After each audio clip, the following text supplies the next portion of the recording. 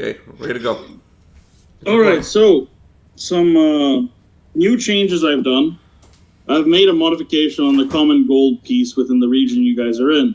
Well, when you go back to Grindex, I've modified the gold system so that we can use Lion and Dragon in reference to property purchasing and renting and whatnot. The general, I will get into the details of the general rules later. Just so you know, you do have the Lion and Dragon, what it's called a pound in Lion and Dragon. Here is called a Telnari. You have gold pieces, though. They're valuable. Now, also, I'm doing one other change. One other change to the rules for convenience, because I like this rule from Lion and Dragon as well. 24 items per person. 24. And, question. Yeah? Is it like items, like if I have like 5 of the exact same flowers, is that 5 items or 1 item? That's one. If you have those, you kind of got to use some common sense there.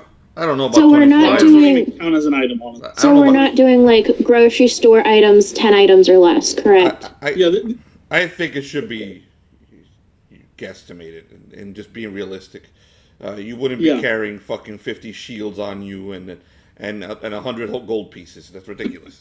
Like Bella. You don't tell me what my exercise routine is. Now, one of the big things I wanted to use this 24 item thing for was gold. Each 1,000 gold pieces translates to 1 item slot. That's okay. So you can effectively carry a lot of gold. John can carry all of it, so it's all good. Perfect. Okay, we'll pass over that. Right, now, next article. Silence is a little bigger and stronger than everybody, so you can carry a little more, though. You can do 25 pieces. Yeah. In logic, we will, common sense will rule over everything. He can carry Lexington and all 24 of Lexington's items, plus his 20. Yep.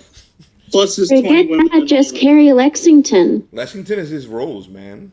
He's always. But if he is 1 item, that means you have all his items that he's carrying. He'll always hold Lexington up. Go ahead, Jonathan. Do it. Stand like this. Yeah, so that means you have 23 spots after Lexington. Do it, Jonathan. Do it like that. And you just imagine Silence behind you holding you up. Come on. Do it. He wants you to T-pose. Fusion. You gotta do like the Titanic, man. Wow. Oh my god. Silence will put you all right. He'll make sure you're the one on the raft. Don't worry. When we sink the ship.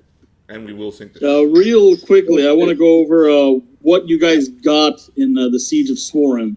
This is something that I'm just going to run through this real quickly. Tyler?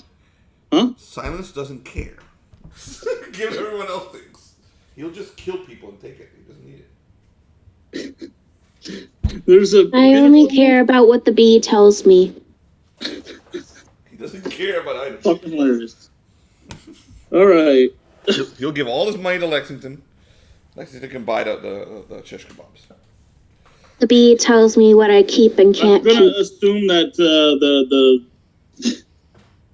let's see, I'm going to assume that you guys have taken maybe we used to have an army. Gold with you. We used to have an army, so I'm going to assume the army has most of our loot. So yes, I guess it has most of your loot, but there is the section of the items that were salvaged from the wreckage. Some interesting things. I think that bit, we can get to that bit once you come back. Now that I think about it, hindsight. Well, if there's magical shit, we need John to identify it, so we can't really identify it. Yeah. Well, don't worry. That can be dealt with. That when we get back, if you want to do that, I'm fine with that. Yeah, I suppose. Yep. There are. I'll just quickly name the items you got. Saber of the Sixth, peculiar ring with an eagle head, a black ring. Yeah, dude.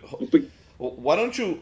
Just my opinion. Why don't you wait for John to get back, because this makes for really good RPing. Us going back to the boat after we got the shish kebabs, because when we see the black ring, dude, I can already imagine the RP. So it's already coming to my head what Silence is gonna do. Oh God, no! Oh God, Please, no! if you don't mind, do that portion when he comes in at 8. All right. I really do want RP shoving the ring up his ass. This should be fucking awesome. Oh my God! All right. That's an interesting way to propose marriage. No, that's gonna be with Lexington. Yeah, that's the ring you want to do it with, definitely. Now, Silence can't really tell the difference between males and female humans. you got pretty lips. Yeah, pretty lips. He's already said it to So- a couple characters. They were men. All right. I'm going to paint this scene for you. All of you have just docked, and you see a beautiful, sprawling town. One that is pretty much, it's built along this mountain going upwards. Towards the top of the village, maybe a mile or so into the village, you see there's like a shrine with a bigger rock next to the shrine. It's a really weird looking shrine, but it looks like some sort of temple.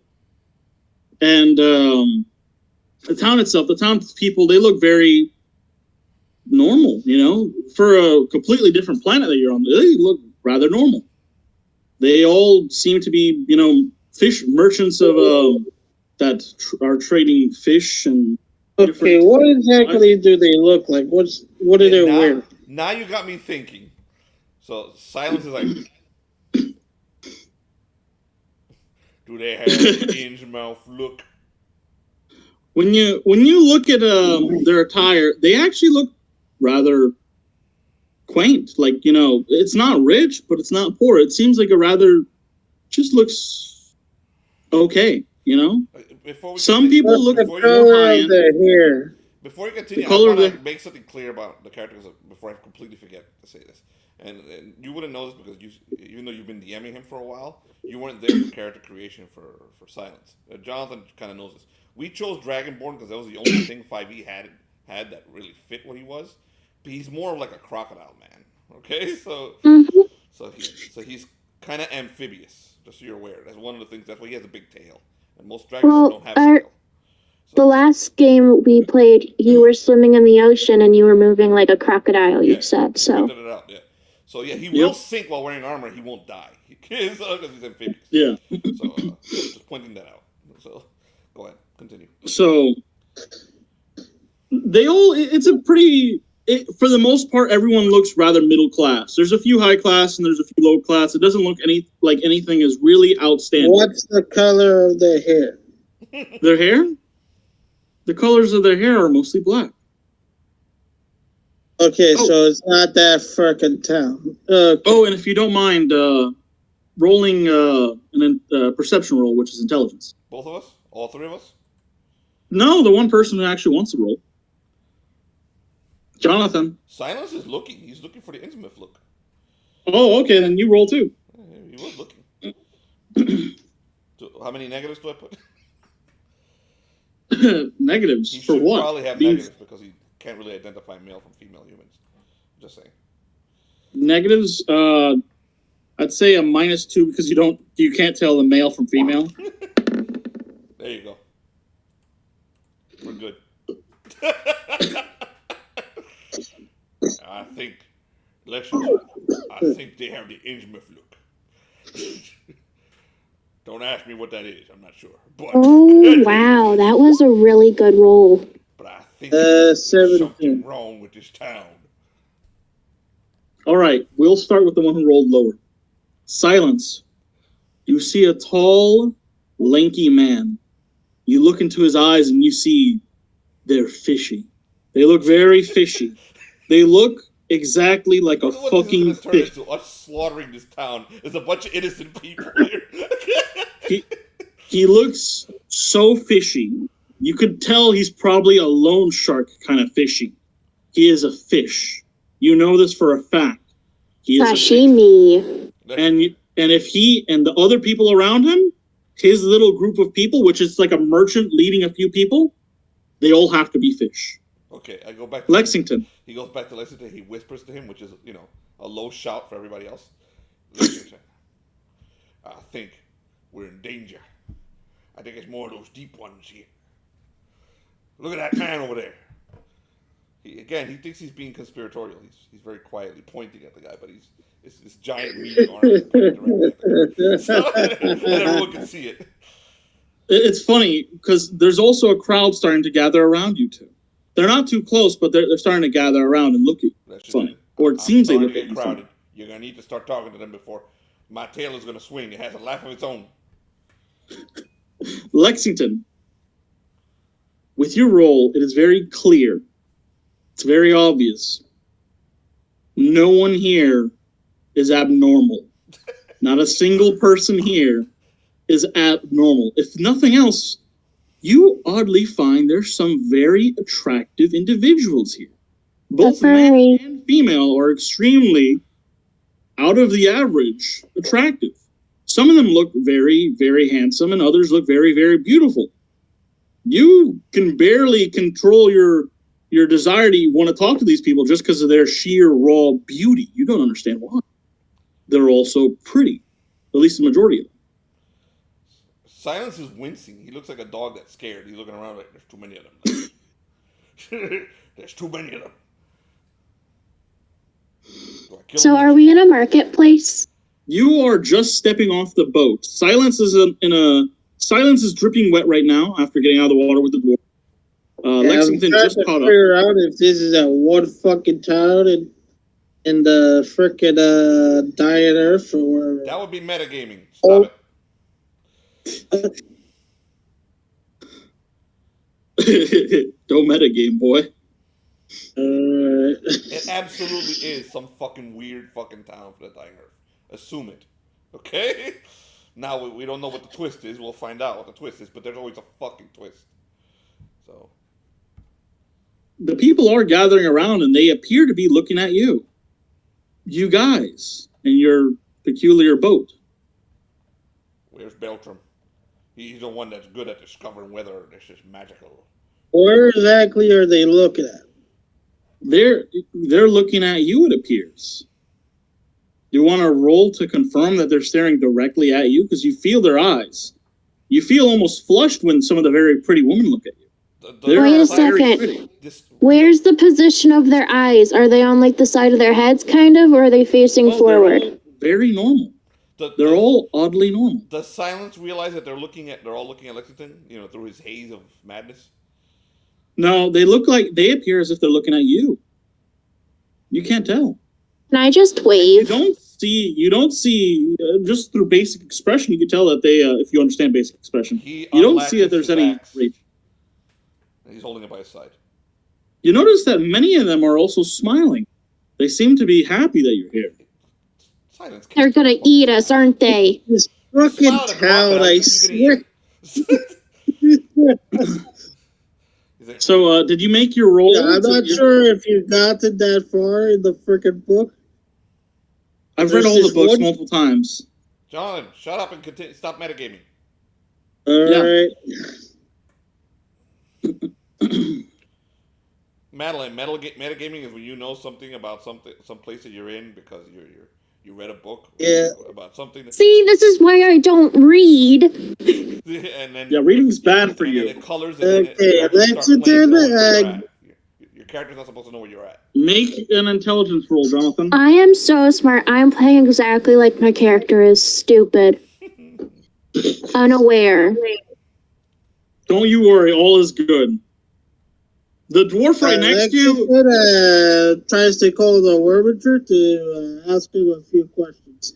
You notice the Worminger is still on the boat, kind of focusing on talking to the crew and organizing the resupply of the boat. The dwarf next to you, Silence, he grabs his genitals. He's like, I think there's other things we need to do here. Wait. Shish, you're right. Shish kebab. So he ignores the fact that he's probably in danger and follows the dwarf to go find the shish kebab. The dwarf is like, oh. He goes, good luck. Oh, you can see the dwarf is staring at some chick. He's like, oh, yes. Shish. Wait. Did the dwarf do an intelligence check, or was it actually a guy he was looking at? He doesn't give a shit. He's a dwarf, man. He doesn't care. Silence is following the dwarf to go find the shish kebabs. The second you approach the crowd, one of the men, which is very beautiful, very handsome, he's like, "You faced sea demons?" Oh. Don't tell me these are their children. Yeah. I don't have enough money for child support. You survived them! I have to shake your hand, Lizard Man. It's a pleasure to meet you. He gives him his tail. Lets him shake What a peculiar means of shaking hands! My God, I can't believe you fought them. You see, he points towards the boat, and the bodies of the fucking sea demons have been dangling off your boat the entire time. They're still there dangling with their heads split. Like, oh, damn, we could have eaten them, you fucking idiots. He turns to the I crew. could have skinned him alive and made a suction suit. Puts his axe back because he no longer feels any danger. And he's like, yeah, I am a god. As you're speaking, you feel like some light touch silence as someone grabs your shoulders, like, wait. Don't eat them. And you see it's an older man with a raggedy, weird, gray beard. Is it our old man or is it a new old man? Different old man. Our old man doesn't fucking talk. So it's the old man. So this old man has a raggedy beard. And you see a few red streaks in there, red streaks in his hair. He's like, wait. I'll buy them off you. But don't eat them. Gleefully buy them. Their bodies. He gets closer and closer to you as he speaks, like uncomfortably Drozalak close. He's like, listen, they're very, very valuable. Bring them to me. Question for the old man. How much will you pay me to not eat them? You are, as far as I know, still standing next to Lexington, kind of just staring at the crowd. You can walk right up. Well, I'm trying to decide if I want to do that or if I want to start skinning them in front of all the townsfolk. So how do you respond? I kind of want to... Turns and points at Madeline. He's, Garçon, she's in charge of the fishmen. You can talk to her. The dwarf and I are going to go get some shish kebabs. Of course. We'll be right I back. wouldn't dream of bothering you, great warrior. He starts sniffing the air for the shish kebabs. Because there's always shish kebabs. All right. Make a luck check. And as for you, Madeline, the old man with the gray hair with the red streaks, he walks up to you. 8. See, 8? You don't smell it. You have like a faint whiff of something that might be it, but it's further to your left, down along the water. That's what you think. Dwarf, this fishy smell is upsetting me, my olfactory senses. I need you to do me a favor and tell me where the shish kebabs are. Use your... Maybe you should stick your tongue out to, like, scent the air better. The like a dwarf, snake. He rubs his big-ass chin. He's like, yes. I know. I've got solutions for this kind of stuff. Watch this, Silence. This solves any problem when you have confusion. Watch very closely. He walks up to the first pretty boy, grabs him by the neck, pulls him down. He's like, where the fuck are the shish kebabs? The guy is completely shocked, and he points in a direction that is in the complete opposite direction of where you thought the shish kebabs were. Silence goes to the dwarf. The problem, if I do that, I'll break his back. I learned that one time when I pushed that one guy off a cliff. I was just saying hi, and he flew off the cliff. It was awful. I gotta be very careful. That's a problem. We gotta find a solution for you that would help. Maybe if you use 2 fingers. Let's try that. The next thing we have to find. He grabs the nearest human being, and uses 2 fingers to grab him by the throat and yank him down. And it probably breaks. You just ripped his throat out, didn't you? It's up to time. Make a strength roll. As possible. With 18 strength. Make a strength roll. I want to see if you accidentally pull a Hercules.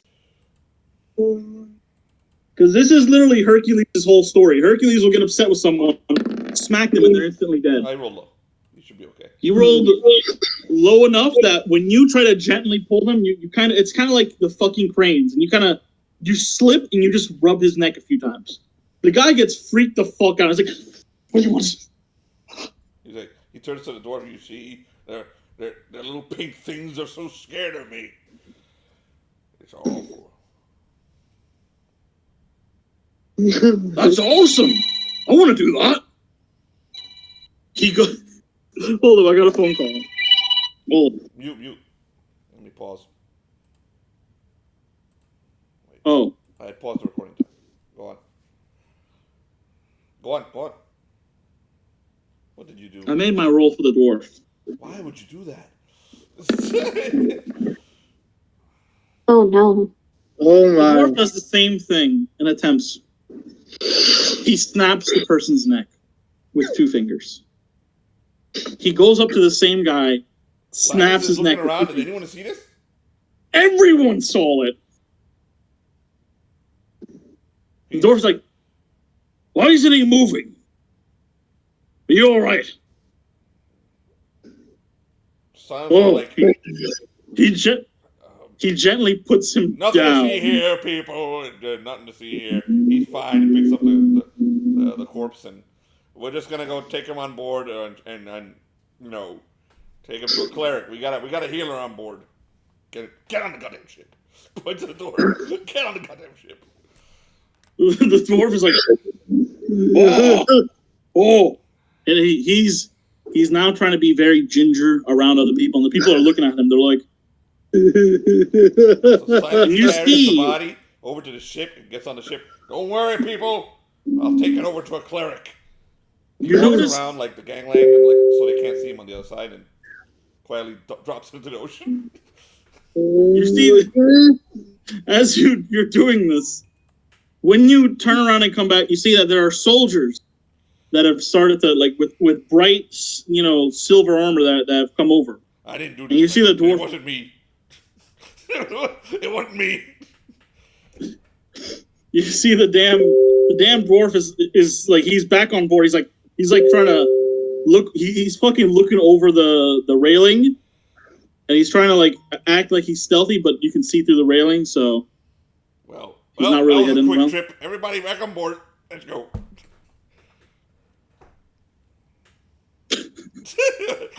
We can never go on a normal shopping trip, can we?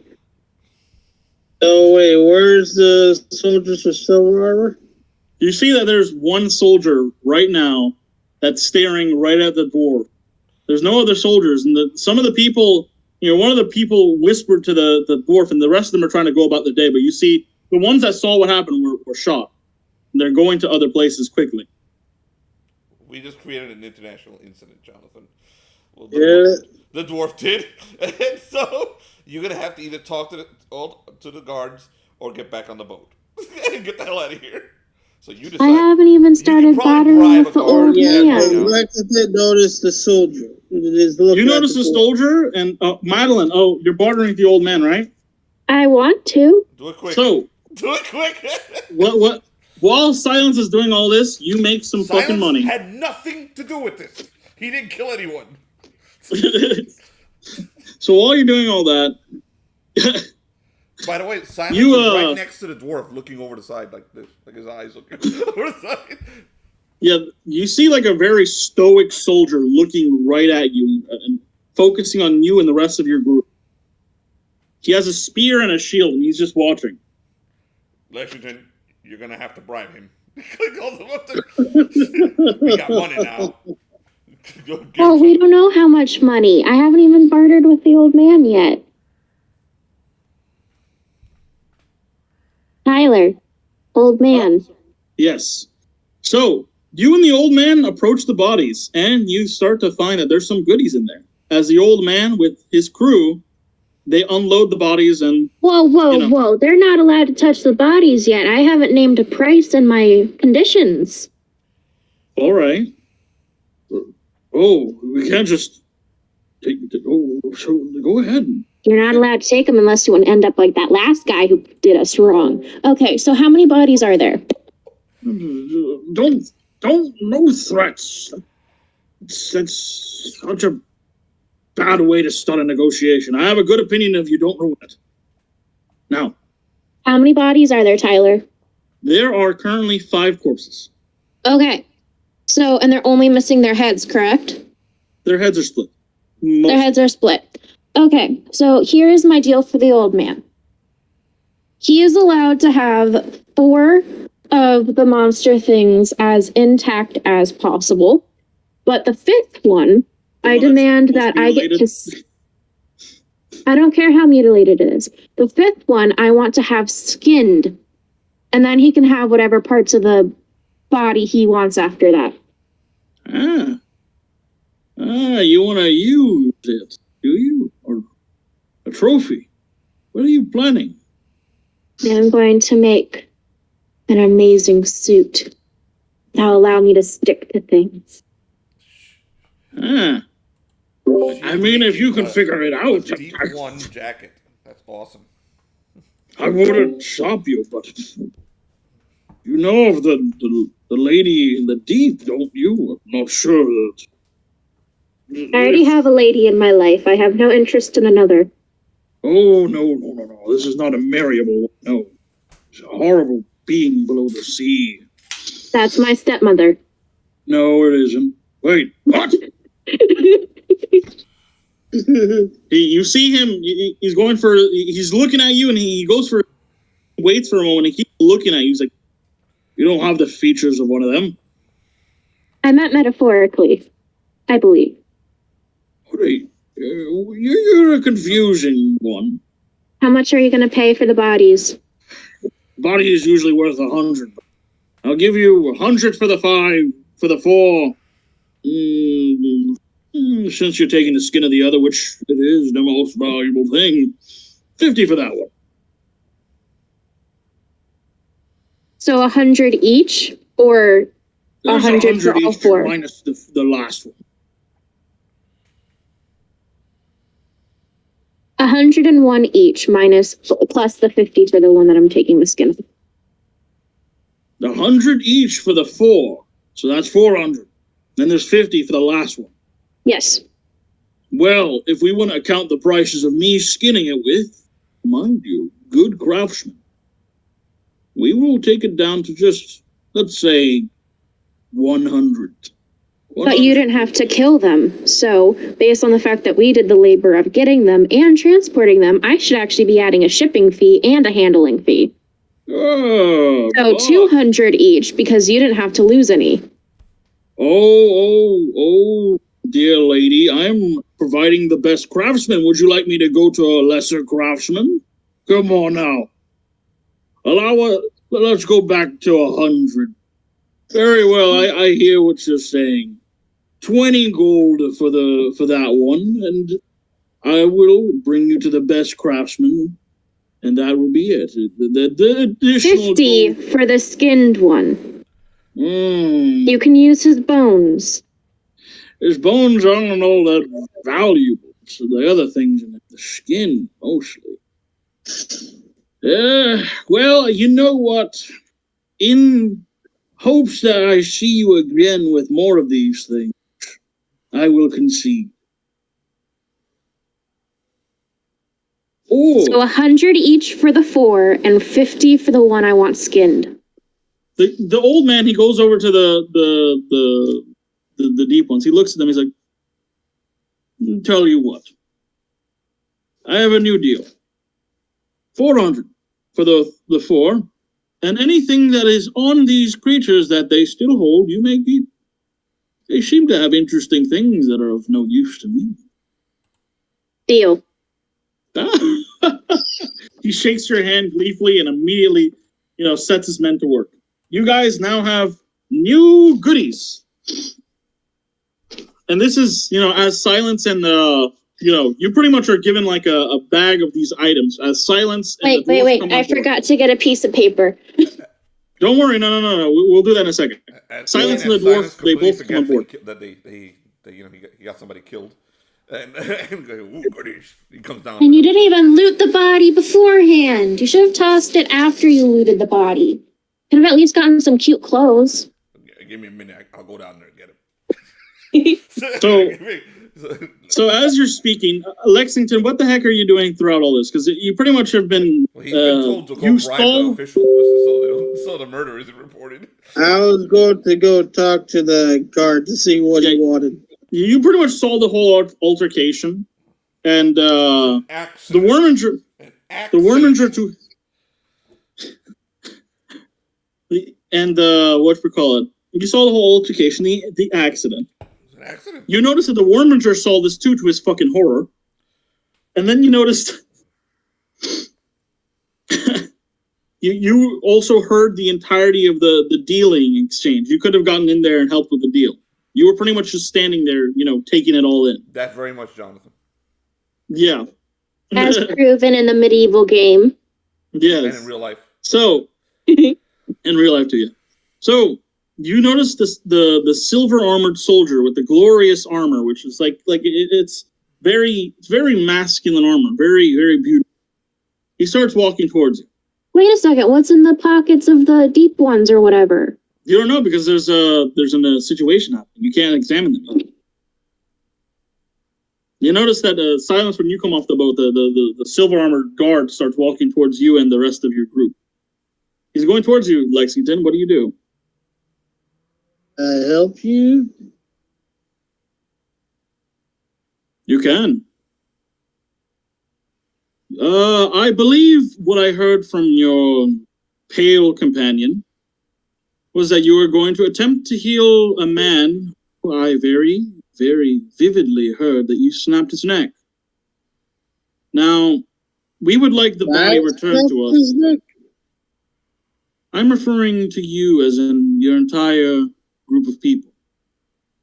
You may have killed the nemesis that we have, and we are fond of you for that, but you've just, whether accidentally or not, ended the life of a civilian. We'd like you to return the corpse, and preferably with all of its items, because I am not sure of what kind of people you are, but we would like order to be restored.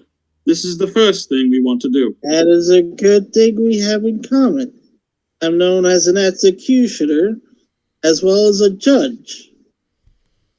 This is the first time I'm hearing of a death, so I'm going to need to check exactly what happened. If you would give me but a moment. First, I'll be right here. Before I check, anything, other details that might be missing? Other than the missing body and he points over to the dwarf. He's still holding his shield, and you see him pointing with his shield. Other than the perpetrator, which is a dwarf, which his strength is able to end a man's life with 2 fingers. No. Very well. I'll see what has transpired. You do that. I go to the ship. I go towards the dwarf. What exactly happened? The dwarf, he's still looking over the railing, and he was following you through the railing with his eyes. And then when you got close, he's like... So you're up to him, he's like... I just tried to grab someone by the neck with my fingers. Silence is, he was helping carry the new supplies up onto the ship. And, but does he see these two talking? Yeah, you saw Lexington strutting over to the dwarf. He wanders over to listen. Lexington. I just tried to do that thing Silence did with his fingers. I thought Silence had problems you with his... explain to me what were you trying to do? If I do it to you, you'll die, you fool! Silence explained it. Okay, let me put it like this. I have a feeling that guard down there is going to try to kill you through some type of fancy way of execution. So I'm probably going to have to make an example out of you in some way, preferably. You can come into this conversation as well. Cut off his beard. Silence looks over at the guard. The guard is standing there very... Yeah, he's by himself stoically standing there. Where's the crowd? He is watching all of you like a hawk. Where's the crowd? There's a crowd. Like, you're pretty much at a port. You're at like a little spot right next to the boat. I can imagine where we are. I see the port. So he's like halfway through to the gangplank. He turns to Lexington. I can kill the guard. I wish it was that simple, but I don't think it's going to be that simple. I don't know this place that well. You don't understand. It's that simple. What do you mean? You make peace, or I'm going to kill the guard. He goes back to lugging things on the ship, and the dwarf lives. Yeah, nothing to do with my beard. Damn you! I'm not gonna burn your beard. Oh my word! That's what we can do. I'm mostly just gonna tie you up upside down. You are going to act screaming. You know, pretend that you are in dire agony. And die, but make pretend. It will only be for a short while. Do we have any dead dwarves on board the ship that have died during the fights with the people? No, you have normal human dead. There was no other dwarves in this adventure. Wait a second. We can make a normal human look like a dwarf. Or how much does the guard know of dwarf culture? Nothing. Okay, I have an idea of how to do this. So we have the dwarf drink something that looks kind of toxic, but is actually, I don't know, just like tea or something that won't entirely kill him. And he pretends to die. Wait. Silence. Not silence, but silence. Okay, so he drinks something and he pretends to die. And then, of course, in dwarf culture, when a dwarf is poisoned, they lose their dwarfism and become a full-sized human. And we give him to the soldier to do with what he wants. Are you saying this in character right now? Yes. Oh. But not to the guard, but to the crew. The other conspirators. That's yes. a good idea. You might have to shave your beard, though, and put it on one of them. All right. Well, damn you all! He throws something. He throws something at the guard, which you notice that the guard is at this point. Yeah, he throws something at the guard. He noticed that the guard is already, backed up by another 5 other guards that are starting to come down. The guard sees this thrown at him. It's obvious this has come to a waypoint. I'm going to tie you up now. Silence knock the dwarf out. Wait. I can explain. No, I am a very good... Let me explain this real quick. I'm going to tie you up upside down, put some red paint, and you're going to scream. Got it? You're going to scream bloody murder like if your balls were ripped from you. Silence goes over to the captain. We're going to have to raise anchor and get the hell out of here while he does his little...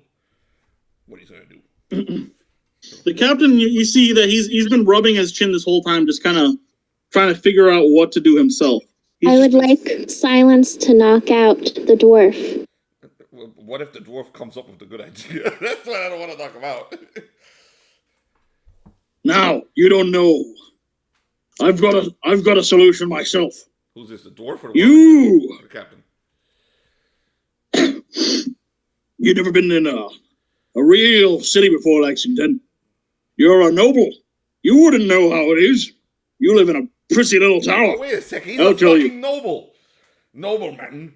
You fucking go up to them and tell them you're a noble, and our crew is subject to you. That's exactly what I'm going to do, but they're more worried about the damn dwarf. All right, I'll knock him out. You knocked him out. Okay. Him on the head. So, I want to go forward with my plan. I'll make a show display, and I'm going to explain that I'm going to personally execute him at sea. Yeah, and you're a fucking nobleman. They can't do shit. I decided to go down to the ship where the freaking guards are at. You see that all the other guards, they're as stoic as the first guard.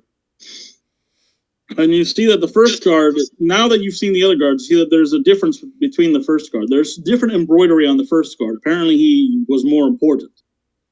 He wears a black cape. Goes down with Lexington. He's holding his axe and he's basically slapping it back and forth. He's doing intimidation on them. He's basically making himself larger. All right. He's not attacking anyone. He's just making himself look terrifying.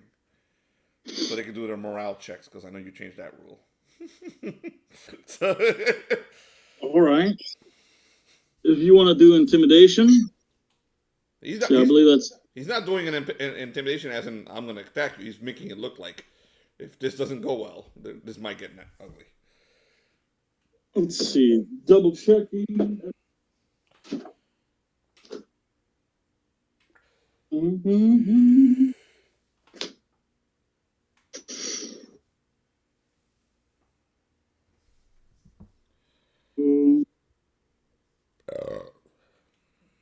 I believe you got to roll what you call it under it. No, you roll 2d6. 2d6. And my bonuses give you a minus. And any other things you want to add, like the fact that I'm 7 feet tall. Mm-hmm. And as an alligator, It looks like crocodile a giant alligator. So there's that. That's the +2 for the height and the race. So that's +4 for you in total. Also, my personality, +1. Yeah. You have a great personality. Where did the other +2 come from then? I thought that was your personality bonus. No, that is. I don't know where you got a +2. I said +1. Oh, +1 for personality. Okay. +1 for 2. Size. Another one for. And then +1 for the race. Yeah. You know, you being what the hell you are. Let's see. The reptile man of the savage wastes. Yep. He is. You roll. I don't roll. All right. Oh, you roll? No, you roll. I don't roll. The DM rolls. All right. Unless you want me to roll. It's a 2d6. Let's see. I'm trying to remember whether you got to roll under to succeed or over. No, you got to roll over. Oh, that's right. I have fucking quick notes written down. You decide what you roll, dude. If it's a 7, for example, let's say if their morale is 7, okay? My bonuses, they have to roll, I believe, under the thing or stick around 9. No, yeah, they got to roll over, under, or they're scared. Yeah, it's under. Yeah. Yep, I found it. It's under. If they roll over, they're scared. Yep. Let's see. Your bonuses is +3. No, you just did a +5 because I have personality bonus, size bonus. And then we have something else that you said. No, that's because I misheard you. Okay, +3 then. Yep. Let's see. I gotta put in their bonuses. So that brings you down to 1 because they are. You may want to add a bonus for the fact that Lexington's also a noble. We're both. Yeah, the second Lexington mentions that. So we'll do this roll then. Okay. Since they're warriors, no, I think they'll be fine. What'd you roll? Yep, I rolled an 8 for right now. That's the average roll for them, and I think they can make that. The morale score, I would think, would be a little higher. You want me to look at morale score for warriors in Lion and Dragon? Compare it? I did not, but I remember the average morale score is 7, and they're warriors, so I'm assuming it's much higher than 7. No, that's not much higher because elves are 9. Elves are 9? And they have very high. All right, so yeah, no, 8 would be perfect. So they seem to be, these warriors, they do seem to be daunted.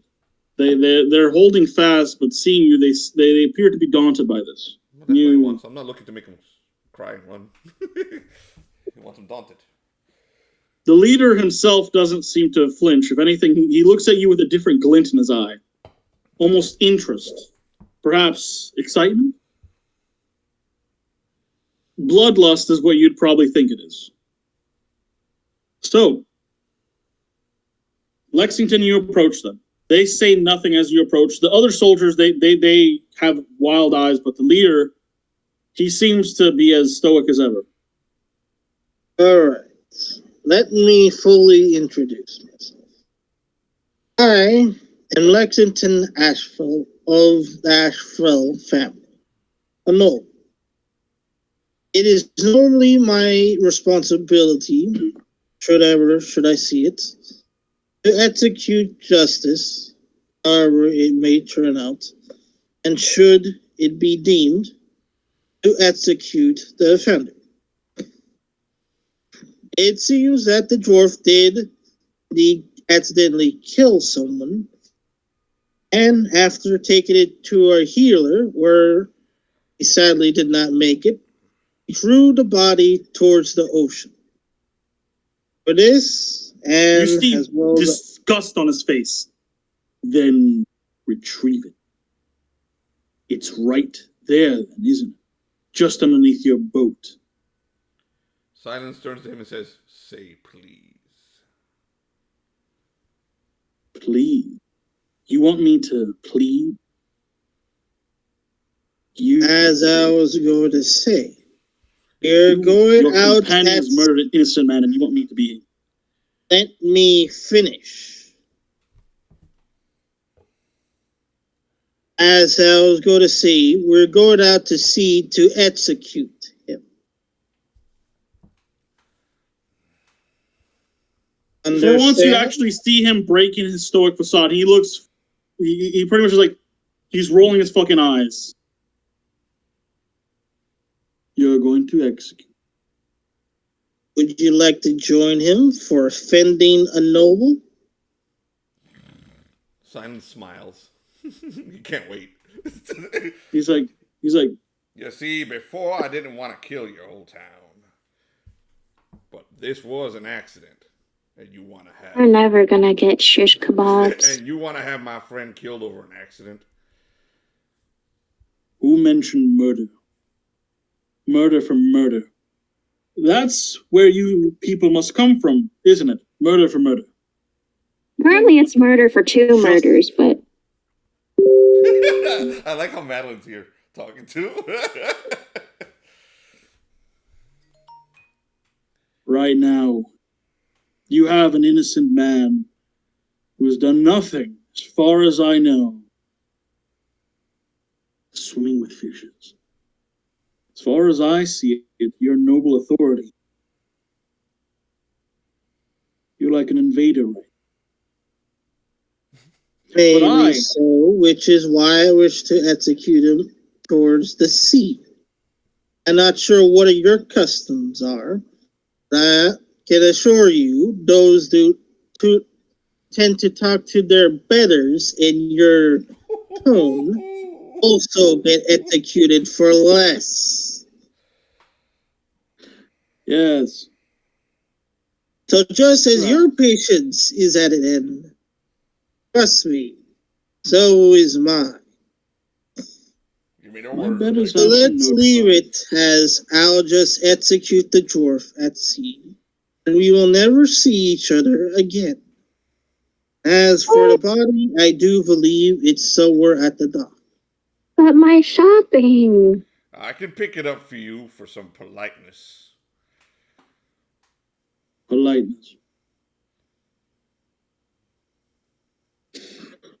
I think I'd prefer to talk to the lizard. Listen, we're a small town, as you can see. It's obvious that you people are warriors. Yes. I am the authority when it comes to the defense of this village, this town. It's not very big. Now, dude, I want to cut him in half so much. Can I talk to the guard? You can say whatever you want. I would like to speak to the guard, please. And I would like to say to him, hi, I know that there was like a really big accident and it's like totally not good what happened. But our mission with the dwarf, because the dwarf is strong, is to kill more deep ones, which is more than likely a problem for you guys. And there's also like a mermaid we're trying to kill.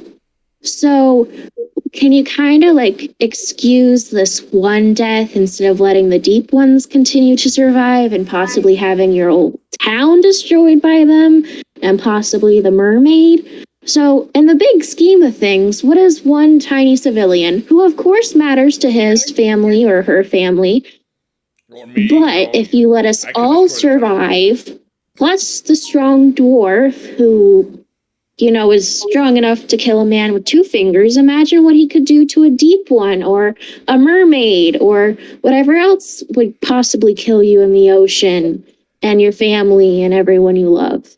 Do you want to use the Tyler? Do you want to use the reaction things that I can send them to you right now from the pundit? Oh, I had the reactions. No, but it's not a book. It's a fucking. It's a PDF. Yeah, it's right there. I have the reactions open. Oh. Yeah, if I wanted to roll them, yeah. So he looks at you in complete shock. He's like,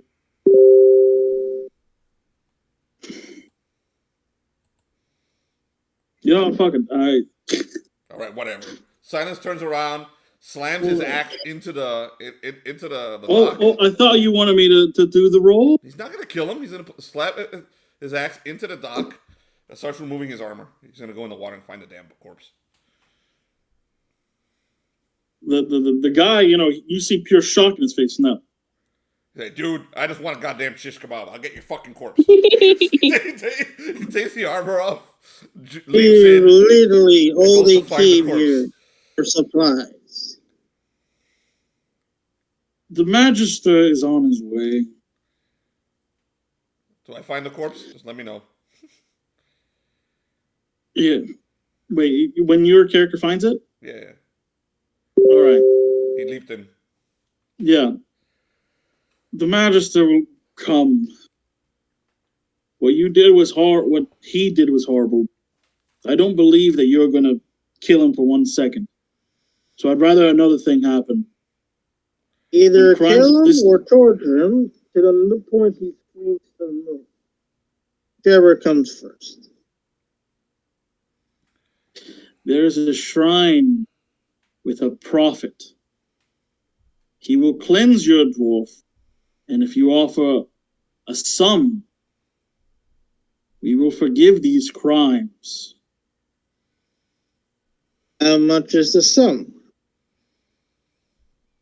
You would have to talk to the Magister in regards to that after speaking to the prophet. The seer knows all. He will judge whether it was a true murder or not. That fine and punish go towards your prophet and see what he has to say. You find the body. The body is like, kind of just got he got snagged on like a freaking barnacle somewhere, and it's effortlessly easy to bring it. So Silence clamps his jaws down on the body, and then swims straight up with it and drops it on the thing. A bite marks for me. And he comes over the side, drops him right in front of him. Starts putting his armor on. Thank you. My God. Be about your business, you people. You see the guy, he leaves through the other guards, and about, one guard who's pretty much, it looks like he has a smile on his face even though he doesn't. He's there to guide you he was left to guide you to to the location for the door. To the great prophet. All right, Silence ignores all this, puts his armor on, and goes to find a shish kebab.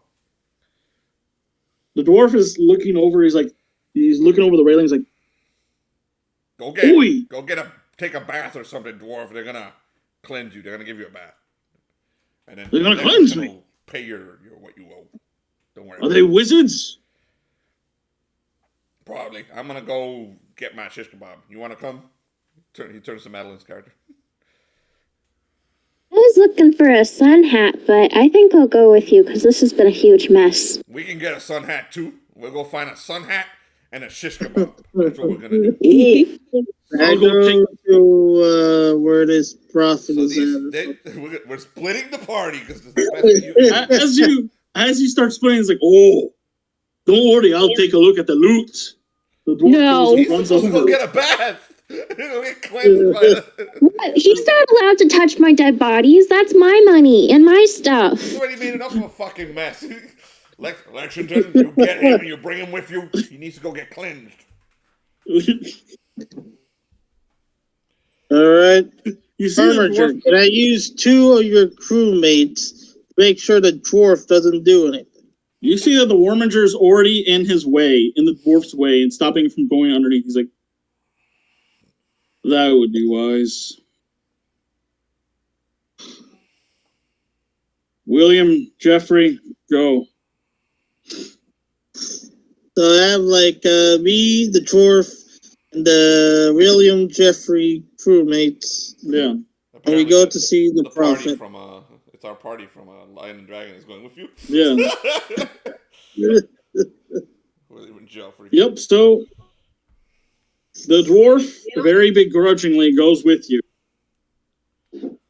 And the second, before silence disappears in the crowd, he's like, you better get me one too. I got you. Don't worry about it. So we're trying to find a sun hat first. All right. So, roll intelligence, both of you, for the sun hat. Is it a D20 plus intelligence? Plus your intelligence bonus, yes. 12. No. 11. He has no... 12, actually. 11. Yeah, you find it pretty easily. This is a very, very dense dock. Look, they have with some a lot of Jamaican stores there. They sell some sunglasses and sun hats right there. Madeline? I rolled a 3. No, you rolled a 1. I rolled a 3. Natural 1. No, that overrules any sort of bonus. Ignore all bonuses. Yep. Oh. Same for 20. So he grabs the hat. He's like, look. You look really nice in it. He puts it on her head. Puts it completely. You wholeheartedly believe hats are somewhere else, even though he just found them. No, Anna, it's right here. There's our sun hat for you. I'm pulling a silence. So Silence is going through all the sun hats. This one's pretty nice. He gets one that completely doesn't fit her. It's way too big. Puts it on her head. There you go. He gets one for himself. Puts the sun hat on himself. he doesn't know what female, what human female fashions are. So it's like pink. It's got like a pink bonnet on it. So, you notice that my character is a male, kind of. He has no idea what the hell you are. Yeah, you can't tell anyone who's a male or a female. So Silence, you hear girls giggling as they see you wearing your hat. He turns to them and says, hey, girl. I think those are female. Can I pay for the hats? Huh? Can I pay for the hats? They cost, I believe, they cost about one. They cost like $1 gold. Penny. When we're on pennies. Do you want your hat? Does Silence want his hat? Yes, I want my hat. I want my. I'd like to buy them both, please. Yeah, they're high quality, so they would cost like 4 pennies, but you know. We got plenty of money. I think as of right now, no, they just like. So how much you guys have enough money for it. Might as well do the money now. How much money are we carrying each? I'm gonna say for the invaders and the rulers, 4,000 each. Oh yeah, but how much are we carrying? 4,000 is too much to be carrying. Yeah, that's a good point. I mean, I believe last time when I actually did like carrying money, it was like 300 each. I'm not carrying cash. He's carrying 60. My inventory says 38 gold coins. There you go. All right, he's gonna have 60 pennies on him. He's gonna leave the rest on the boat. So, wait, how many pennies are in a gold coin? It's up to the. Well, that is what we call it. Just changed the monetary everything. Yeah, that like in this, those are the copper coins or whatever. So pennies are worth 10 pennies is worth 1 silver. 1 silver is worth like 200 silvers is worth 1 gold. That was John. So yeah, that's. Fuck. I just have the hats for free. This is a lot of math. Don't worry about it. You just buy. You have enough money. Okay, I buy the 2 hats. You have more than enough money. Yeah, as far as I'm concerned, like that is trivial money. Don't worry about it. You guys have a shit ton. Yeah, this isn't medieval authentic. Yeah. We are gonna be so stinking fashionable, Silence. Yeah. I'm using these rules only for like crazy property purchasing. He's like, And we look good. So now there's a montage of the two of them shopping throughout town. Don't forget, I also have bee hat, or I have the bee. She gets little dresses, And little right sundresses. behind them, there's the Silence music. has a Hawaiian Holiday t-shirt now. Road played. I didn't hear what you said, Jonathan. yeah, me neither. There's a song Holiday Road in the background. Yeah, Holiday Road's playing in the background. Jonathan, we need to get you one of these mics also, because you're fucking horrible. Yeah, honestly. We need to get shish kebabs. So do you finally go in the direction of shish kebabs then? No, Yeah. he decided on a Hawaiian shirt, so now he got himself a Hawaiian shirt. So he's got a big Hawaiian shirt. He's still carrying his axe around. He's got shorts Despite, on. You notice that despite the murder, many of the civilians are still very There was no murder. ecstatic It to was an see. accident. There was no murder. Yeah. It was an accident. How they see If it. anything, it was a manslaughter, legally. Yeah, it was an accident. Well, despite that event, many of them are still very happy and gleeful to see you. New people. And deep one slayers, no less. Sea demon killers. Jonathan, you and the dwarf and the 2 soldiers, you keep making your way up there. And you go, you're, whatchamacallit, you pretty much, you see like a lot of different shops and shit. Is there anywhere that you stop in particular?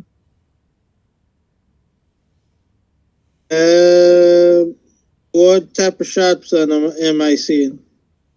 Anything in particular you want? Any weapon shops? Yeah.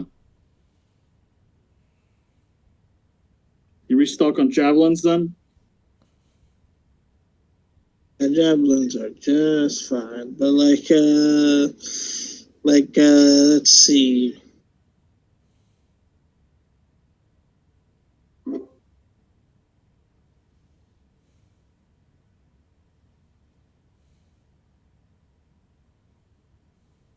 So what did you say? What did you say, Jonathan? I haven't said anything yet. Okay, so I what do you didn't know get? you were talking to somebody. Sorry, I interrupted. What do you get? Yeah. So do they get any nets Yeah. and any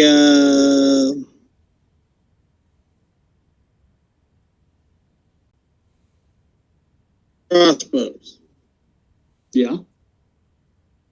How much are they? Let's just say that you have enough for them. They're not really expensive, dude.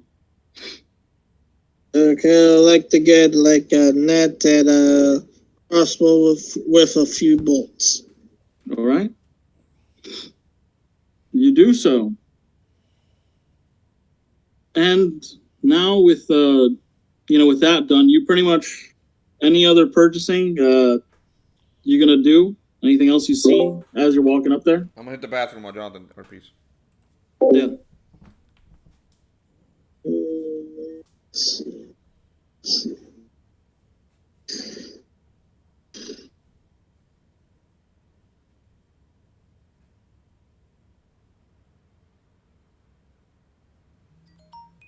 Lexington tries to buy a fancy hat.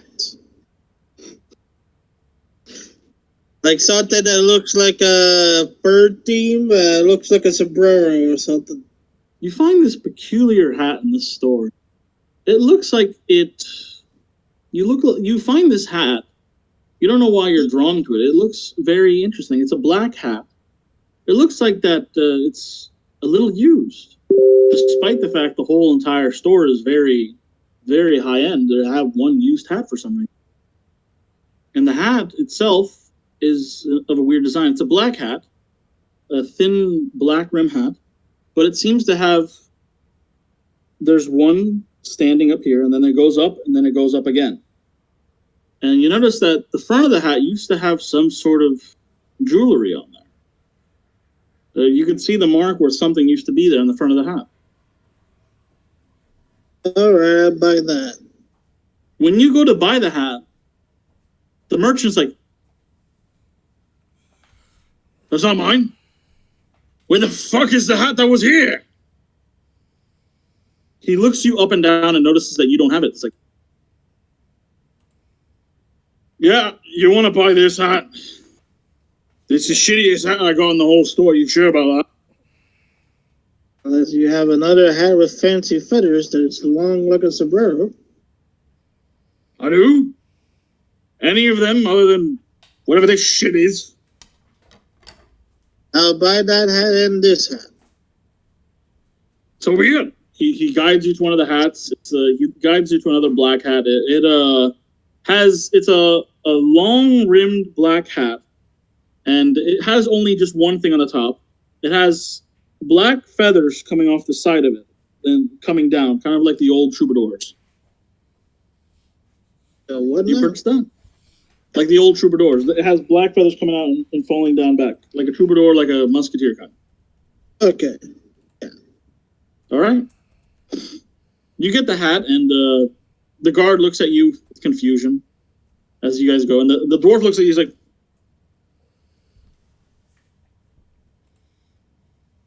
he's just staring. Well, I am a noble, and we know Dwarf sure is judgmental.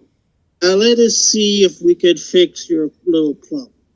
Oh, it can be solved in many ways. Hi, John. Hello. Hey, John. Nevertheless. Hi, everyone. Sorry I'm so late. No worries, John. It's fine. You just missed a manslaughter. That's all. That's probably a good thing, because Beltram probably would have got involved and got himself killed in the process. Yeah. It's okay. Yeah. You're always late. You don't have to apologize. Yeah. So, John, what happens to your character is you're trying to leave this ship, but for some reason... No, he's shopping with us. No, he's Oh not. my goodness. Come on. He's late. He doesn't get to go shopping. No, he's not. What happens is he thought he was trying to exit the boat, but for some Mention reason each other the because boat they're all put him in the looking wrong for- clothing. He's wearing shipmate clothes. And what happens is he tries to leave the boat, and one of the workers, the person Jonathan talked to, actually, the stock worker, is like, "What the fuck are you doing? Get to work!" And before you know it, you're pretty much forced into a work cycle for a little while, and you help everyone load the shit in the boat. No one here listens to anything you fucking say. Everyone shoves you around, tells you to pick up shit, and then starts picking it up with you. The boat, by the time everything that we have just went through is done, they finally leave you alone. And, the ship, when you finally reveal who you were are, working while we made a mess. yeah, when you finally get it through the guy's head that you were the wizard, when you finally get it through the cargo holder guy's name, the freaking cargo manifest guy, he's like, "No wonder you were so damn slow. You're a wizard. You should have just picked it up with magic." Great. Game, Does and he I'll have give a you sleep 3 spell? clues as to where it is. Now, hold on to your hats. because Right now, you're in this front of this is- guy. He's like, "You should have just picked it up with magic." Well, I don't actually have any levitation spells, so I couldn't pick it up with magic. Go find one. Save me a lot of time. Well, maybe I would have been able to find one if you hadn't been shoving me around and sticking me in the hold. You're the one who's dressed up like one of our mates. You look like Yeah, the lazy lad apparently. that I knew. You know what? You look a lot like the guy that fell overboard a fortnight ago. You look a lot like him. That's what it is. Yeah, it's probably someone's bad joke. No, you just look like him, is all. Maybe a little fuzzier. Yeah, that's what it is. Oh, I miss him. He was a good lad. What was his name? Can't remember. I won't bother you anymore. Sorry about all that. No, not a problem. Have a good day. Oh, yeah. Bring levitation. So, you go out into town and you pretty much, well, you exit the boat and you see that everything it's a beautiful dock, beautiful blue waters for whatever reason. Even though the sun is red, it's still blue waters. The waters are very beautiful. The adventures of Beltram, in which he gets us in trouble with something horrible in the town because he starts chasing a woman or something. Here we go. This would be fun. So you step outside, and you're looking at all this, and then there's a guy behind you. Oh, so you finally been freed of your service? That is very good. Yeah. Well, you'd make a good slave, you know that? Who is this? You turn around and you see the slaver Stein, who's been avoiding combat the whole time. By any chance, was it your idea to dress me like this? Oh, no. He looks up into the distance. He's right. Like, you know, it's a very pretty port. You should probably go do some things there. You know, there's a lot of pretty ladies. Yeah. And what are you going to be up to? Nothing at all. I will be here, yeah. I will be doing things, you know, important things.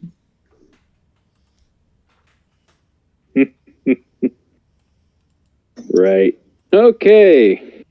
Do you know where the others went? No. I haven't seen them in a while. I've been busy doing important things, as I told you, yeah? Very important things.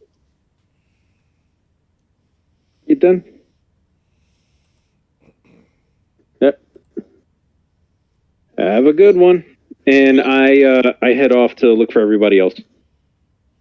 You can't really tell, but you feel as if he's looking at you as you leave. Kind of just watching you.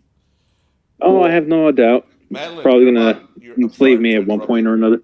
I'm sorry for interrupting, guys, but Madeline, you're about to see a phenomenon that occurs where we try really hard to stop from destroying an entire civilization, and then John does it. At least I got my sun hat. Roll intelligence, It all John. goes downhill. In my defense, that civilization had it coming. That's all I have to say on that. Well, doesn't the downfall of humanity make a fun story? Make your damn roll, John.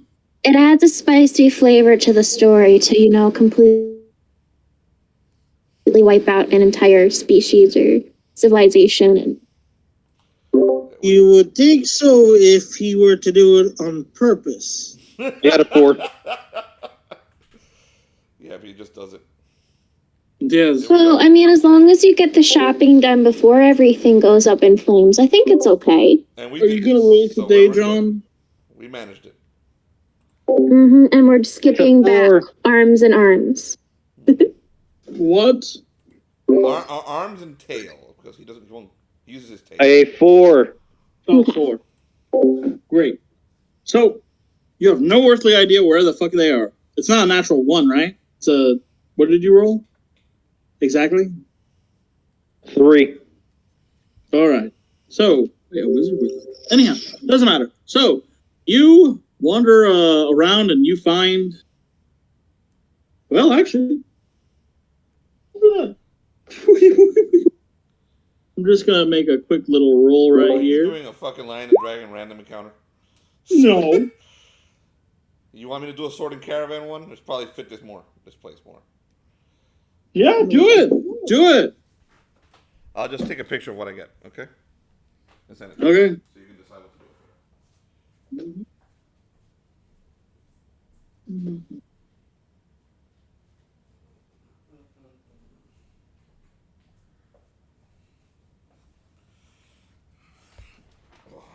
Okie doke. 1 second. Let's find the page.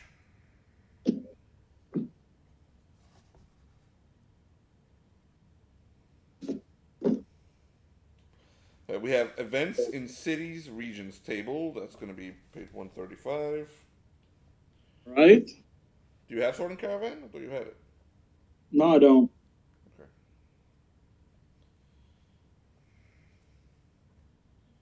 Encounters in the city. Roll a 1d100. Done. You got a 59.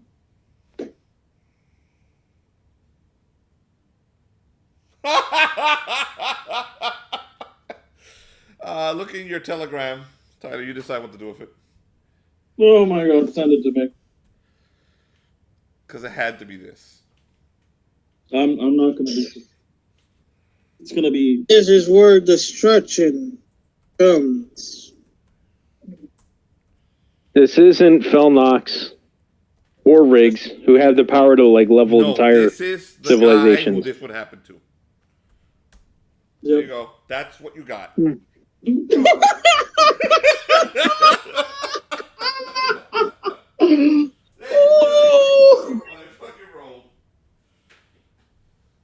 Oh my god, yeah. So John, you start wandering about, and you go through a few alleyways. You hear sounds of distress, and before you know it, a woman runs right into you. She's stunningly beautiful. Beautiful beyond your imagining. Now that you realize that a lot of the people of the town are really stunningly beautiful. But you're up close to her, so pretty intense. She looks very distraught, though. She grabs your shoulders like, I need help. They're going to kill my husband. Help me. Madeline, it's always a woman with Beltram. Always a woman. Yep. Yeah, no, women just bring nothing but pain and suffering to his life. So he's like, all right, fine. Where's this happening? Come with me. He follows. She's like, really, upset, worried. She's like, she looks back at you and she looks you up and down. It's like, are you one of those wizard people? I'm something. Are we gonna go find this guy, or do you just want to go look for the constable? He's not gonna help my husband. He hates him. Oh, great. This would have to happen to me. Let's I go. think your kidneys are gonna get stolen.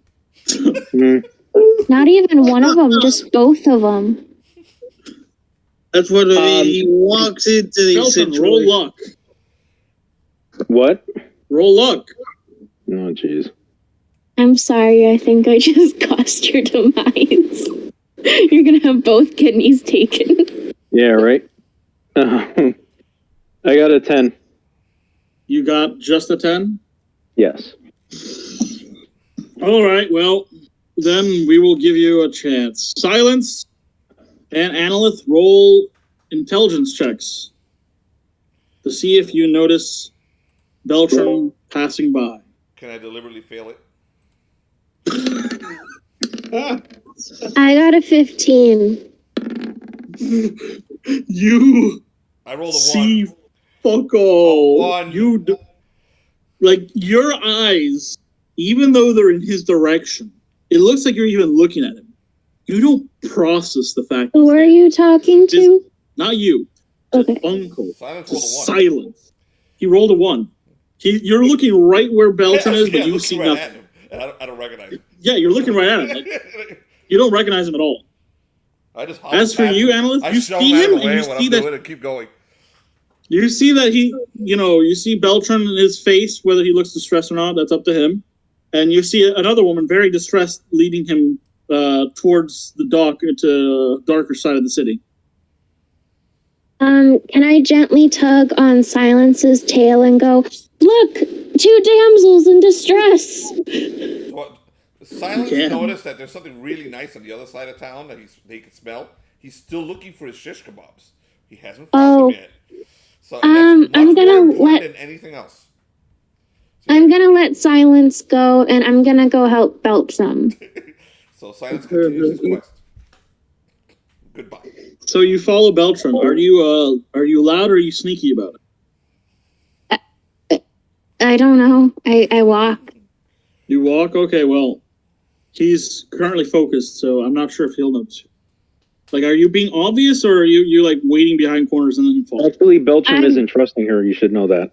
I'm not trying to do either. I'm just walking over there. Okay, so you're obvious then. I mean, yeah. Or not seen. I mean, I have a giant hat, so I mean, how unnoticeable can I be? You follow this very wily girl who's very afraid and very beautiful deeper into the city. Quick question. Yeah? What does she look like? The last time he followed a woman, it got him nearly killed, so he's not exactly in the mood right now. She has long, black, stringy hair. It looks like Angelina Jolie. Color spray, I walk away. So, she's got long, black, stringy hair. I'm sorry, Ty. Madeline, you're going to have to draw Annalith and Silence dressed in, wearing those hats one of these days. Yes. That is so true. I'm going to have to ask you about what exactly your hat looked like. No, a sun hat. A very effeminate sun hat. And I'm gonna have to draw that. And he's wearing a Hawaiian t-shirt. So I'll send you pictures of what he looks like. Okay. Oh my god. So, she has long, stringy black hair. You don't remember. Her eyes are like green, and her clothing, it looks very high end. It looks very, very nice. Other than that, there's no other peculiar traits about her. Why are you... Okay. I was going to ask 2 other questions, but yeah. 4. So with my intel bonus, that's 6. Great. That's all you know about her. Quick question. You said we're going into a darker part of town. It seems to be a little dimmer. Like, you seem to be going under. Is it deeper? Is it like, so we're not in just... Towards the sea, but it's going deeper underground, it seems. I guess what I'm trying to ask is, this wasn't just happening in an alley. It wasn't just, like, you're in at one alley and you're following her to the next. Well, like, you're not going through different alleys. You're in the same alley. Is there any guards nearby? You, are in an alley, so no. So, he tells... Shit. I see. You see, I tell her, like... guards, you see Annalith following you, very casually. Okay. I wave to Annalith. I wave back. The woman, when she turns back and sees that there's another person, she jumps in fear. And actually, no, there's 2 of us. There's me and the bee. The bee is actually, the bee, it flies above you and then it flies down. Why do you think I got a sun hat so he can rest on it? The bee flies onto your head. It's like, this is fun. Shopping's fun. I like it. But I want to kill. This person looks scared. I want to kill him. Kill her. Kill it. Kill. That's what the bee says to you. Okay, I just look at the lady. The lady is the same description you see from what Beltran saw. Roll. Oh dear.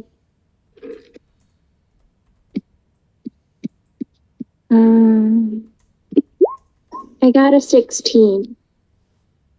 Something's a little off about her. She's really beautiful, but something makes you feel off when you're looking at her. Very, like an unpleasant feeling on the inside.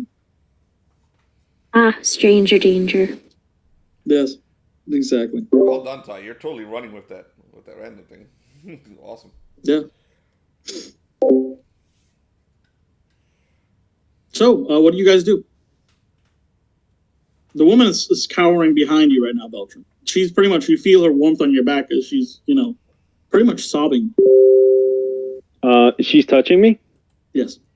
Ew. I tell her to back off. She falls on the ground, and more tears pour out of her eyes as she's completely and totally horrified. So she's basically throwing a tantrum now. Like, dude, like she already had she was already on the verge of tears. Now there's someone else that's gonna attack her. She's crying more. Like she can barely control herself. I tell her she's not going to attack you. That's a man. Have you gone insane? Is there no one but madmen in this city? You just asked a madman to help you, and you're freaking out over him? I wave again. God, if you could just... If anyone could just save my husband, that's all that matters. I don't care. Mess. And he starts going back the other way. You leave her? I told her to come with me. Come with you? Yep. When she sees the direction you're going, it's like, the guards will condemn him and kill him. You need to help. My husband has to be you. Okay, why are the guards going to condemn and kill him? They hate him for what he is, for what he's what done. Is he? What has he done? He is a merchant. He is a trader. He's done nothing wrong. She's on the floor pretty much, kneeling. Where am I? Am I next to Beltram and the lady, or am I like kind of at a distance? At this point, you're next to Beltram. Yeah. I tell her, like... No, go ahead. I'd like to ask her what her merchant husband sells. He sells a lot of things that are hard to get. That's why they don't trust him. That's why they don't like him. He's like a smuggler. Mm-hmm. But he's a good man. He's a good man. He's just providing what most won't. I want to help her. Oh, God bless you. Oh, God.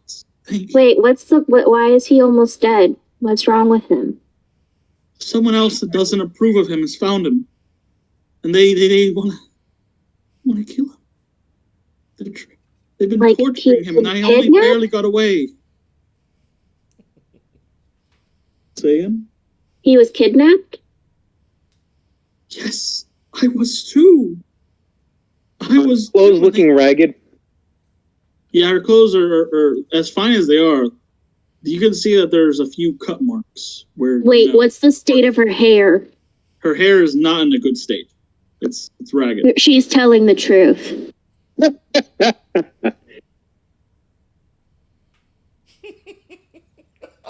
Wait, I check her ring finger. Is there a ring on it? There is a black ring on it. Black onyx knife. Black. That's kind of cute. And the ring itself. Let's see. The ring itself has a very weird. It looks like it has. It just has some sort of perhaps writing on there, something small. You can't really tell, but it's black as night. I would like to elbow Beltram or Bernard in the side and say, close enough. Elbow him in the side and go, we could get cool stuff out of him and him. Or we can get whether or not you use, or we can get killed. Well, that's just a fun side quest if we die. We could be some really cool ghosts.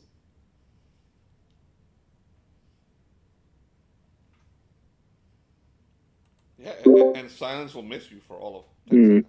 Right? You'll have the sun hat to always remember me. Oh my goodness.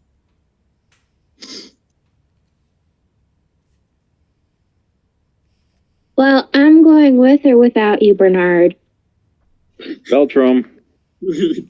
Okay, Bernard. By this point, the woman is standing and she's clutching her hands like this. Hey, you guys can try and find me. I mean, it might help. Let's, miss, if you really need help, how about we go get some extra help that isn't part of the guards? Of course, I'd rather get the guards, because by this point I'm losing my shit.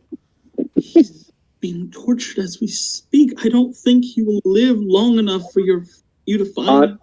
Okay, well, here's the problem. If we don't get the extra help, he's not going to live. That's kind of the gist. That's the You're a gist of the whole wizard. situation. You can handle it without blowing up the town. Come on, go ahead. Well, if it makes you feel better, Bethany, you can go get the rest of the crew, and I can go help the lady, and you can come back with the other members, Bart. Fine, let's go.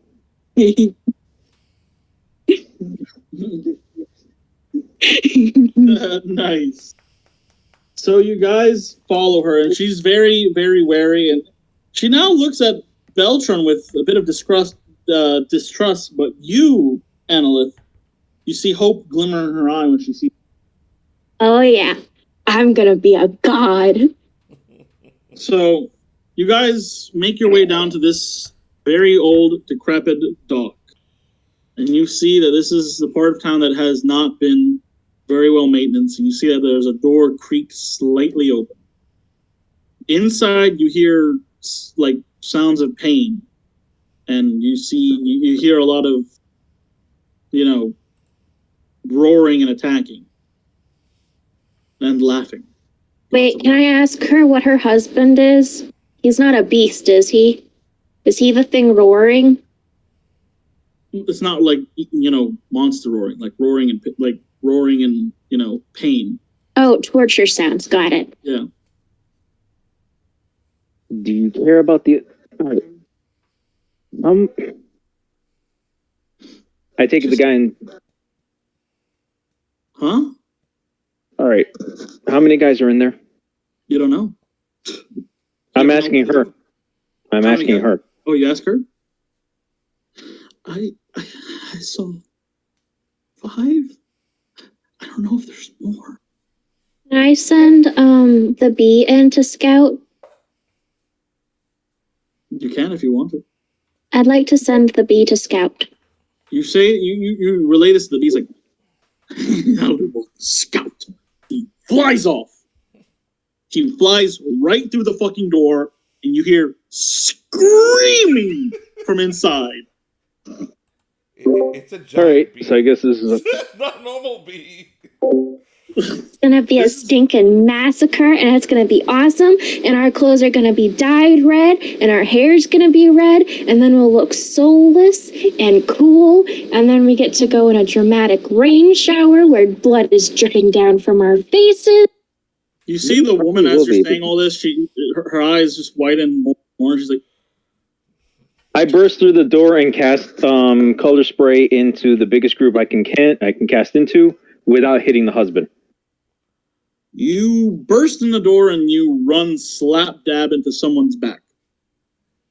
Guy, the group is beyond the guy's back. Right now, you are in front of this guy. Pretty much. You just knocked into him. You still cast into the group?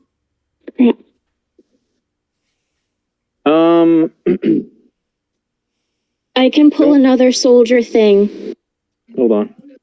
This is how it starts. This is how. Remember how I made the soldier cry? I can do that again. Oh my god.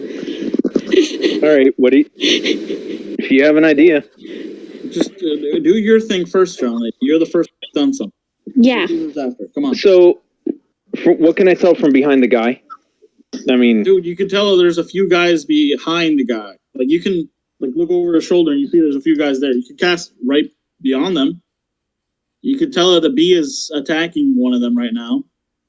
I'm so proud. Is screaming on the ground trying to pull off the bee.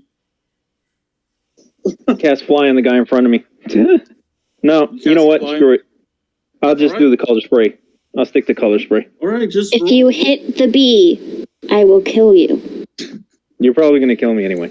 Okay, fine. I'll do it. I'll plan on it. Roll.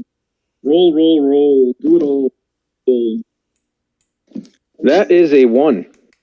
Oh, no. The corruption!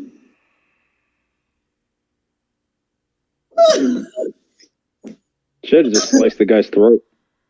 Oh well. Why didn't you do that in the first place? He rolled a low with color spray. Roll a stupid spell. It might be a misfire too. You might blow up the city. I fucking knew it. He's gonna blow up the city. Roll a 1d6. Let me see. Color spray is page 135. By the way.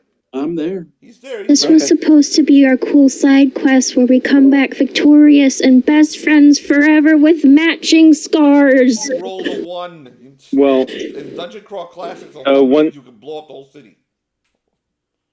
On this magic. It was. That seems Ty, the what did whole I have to city roll? is on fire. 1d6. Oh, a D6. D6. There we go. Also, 1. what did you get? I rolled a 1 on the D6. Oh, I'm rolling nothing but ones today. Nice. So you start the fire color spray, and you see a nice warm light. And you see this warm light spew from your fingers, and everyone is horrified. They're like, what is happening? They see the light touching the ground. And you see the person that you're supposed to help. You see not a man, but a horrific monstrosity. Something like a fish. A huge, huge fish. The best thing I could compare it to is perhaps like a shark. does it have legs or does it have a tail? Legs. And a huge tail. Okay, so it's not a Great straight up arm. shark. Its head looks similar to that of a shark. Something like that. Does he have Sylvester Stallone's voice? Perhaps he does, but I'm not sure you'll ever find out. Has he had sexual relations with John Constantine? Who hasn't? Hate to tell you, but you're gay. That means you're gay. Now, the color touches the floor, and it turns white. I think you just turned the guy into King Shark, man. What the fuck? You see the color touching the floor, and it starts to spread from the floor and touch everybody in the room except you.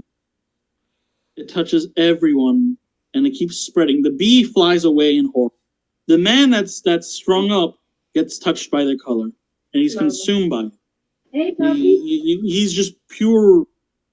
You can't tell what's happening as the color spreads. And then you realize the color touches you a little. Corruption!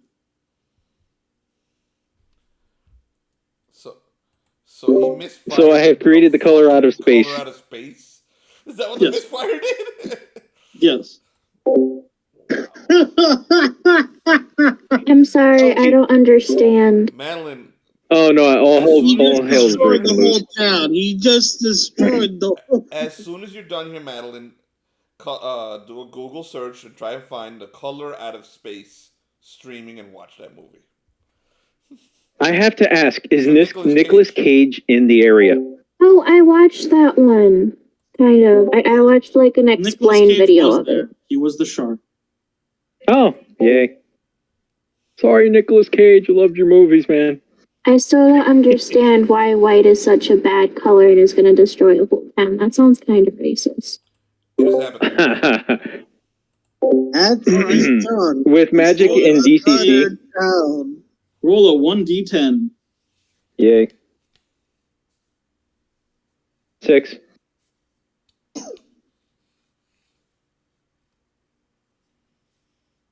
Oh, that face. You gotta grow another head, John.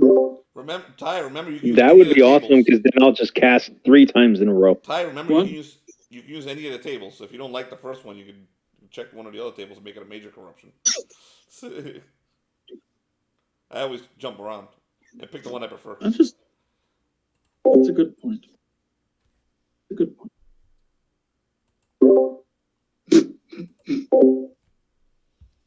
You know what? I think the first one was the best one, yes.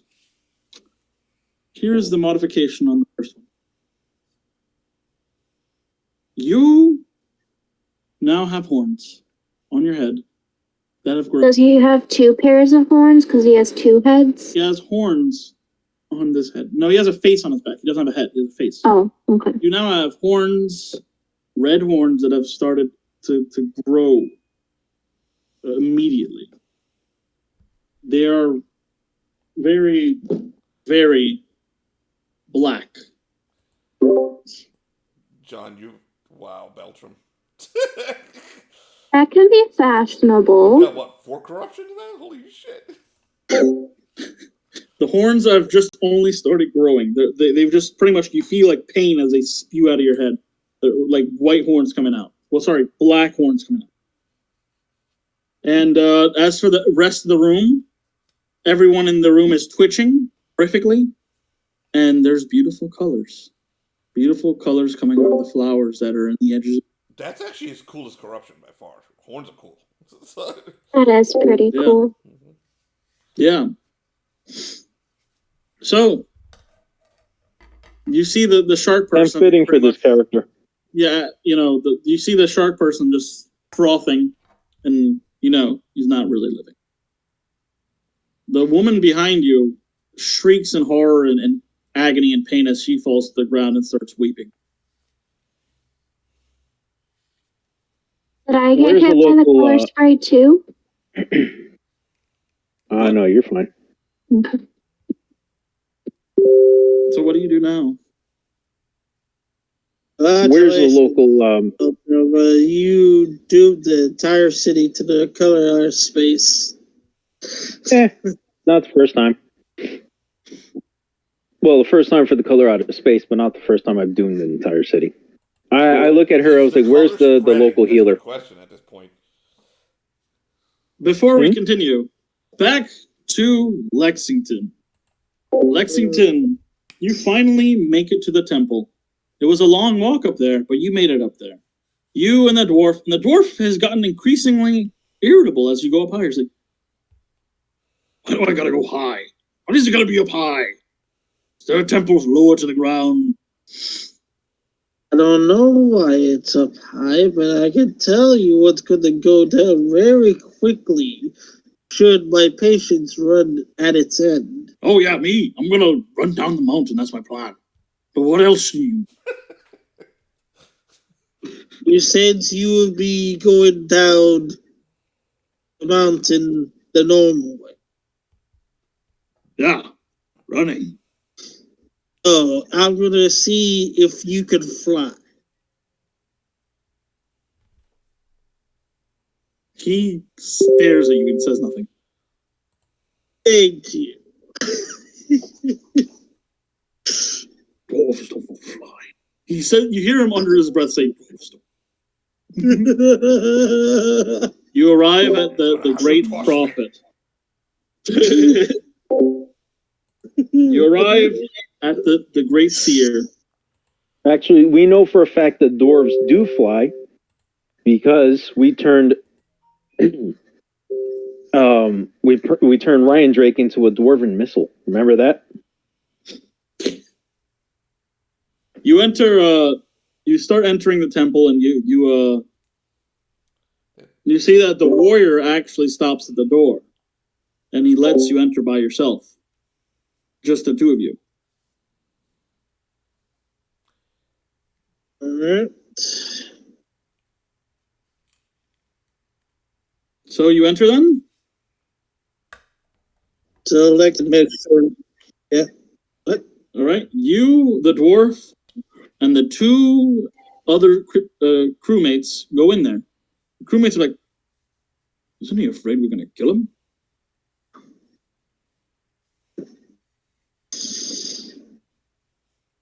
Speak up, you two. I did not hear you. What did you just said? The crewmate, as you're walking into the temple, is like, isn't he afraid we're going to kill him? I mean, the seer? Who doesn't put a guard on a seer? Isn't he important? Yeah, the dwarf is going to see the prophet. Supposedly is going to purify him. And you go through two different hallways, and you enter a great big room.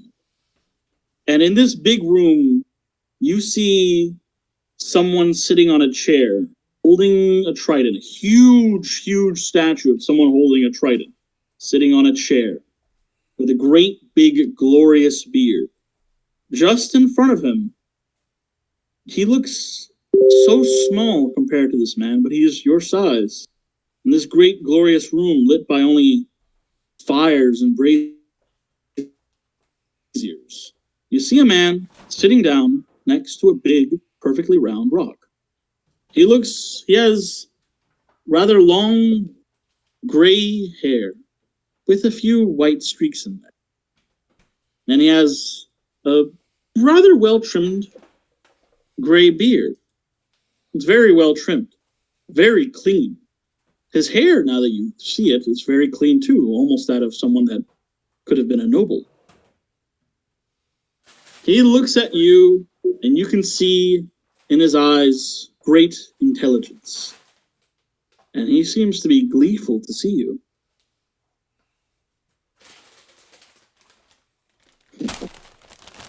I am Lexington Ashford.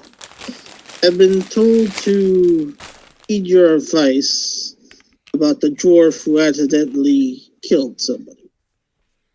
By accident. The gods work in interesting ways, friend.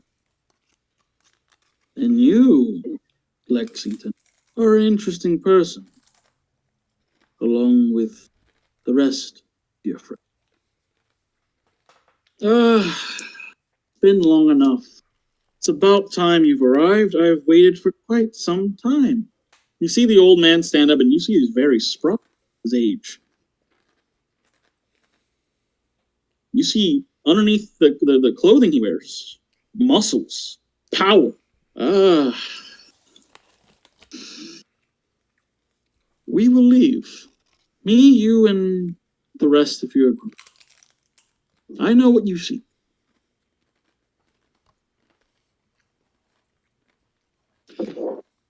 You need only ask where.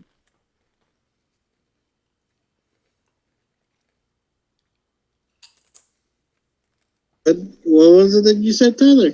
You need only ask where. Where? What do you mean?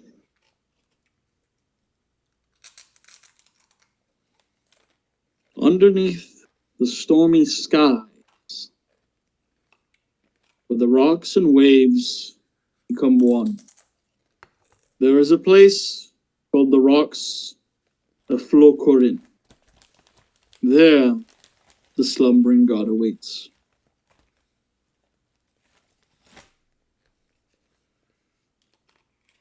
If you do this, your quest, all will go well. I see a number of other paths that you can take. But if you So seek this slumbering god. Oh yes, the Rocks of Florok.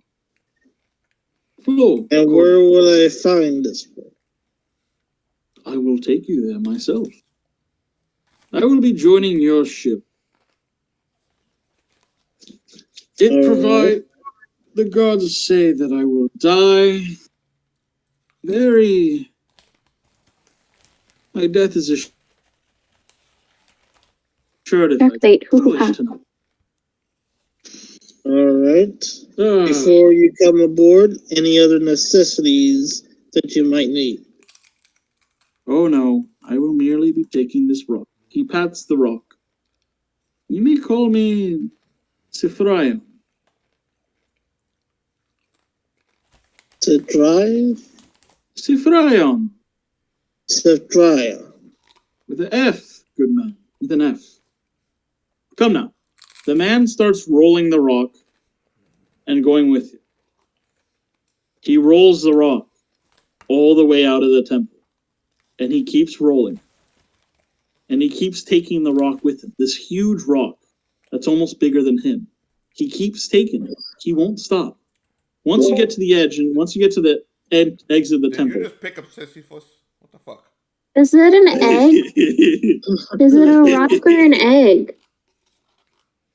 Oh, so he goes over to the the guard, the guy with the big rock. The guy with the guard is shocked. His mouth is wide open. It's like, the day has come, good friend. I will miss you, Michael. Tell everyone. Tell everyone the tales of the day that I told of. Or today. And these people are to be welcomed. Give them everything they ask for and spare no expense.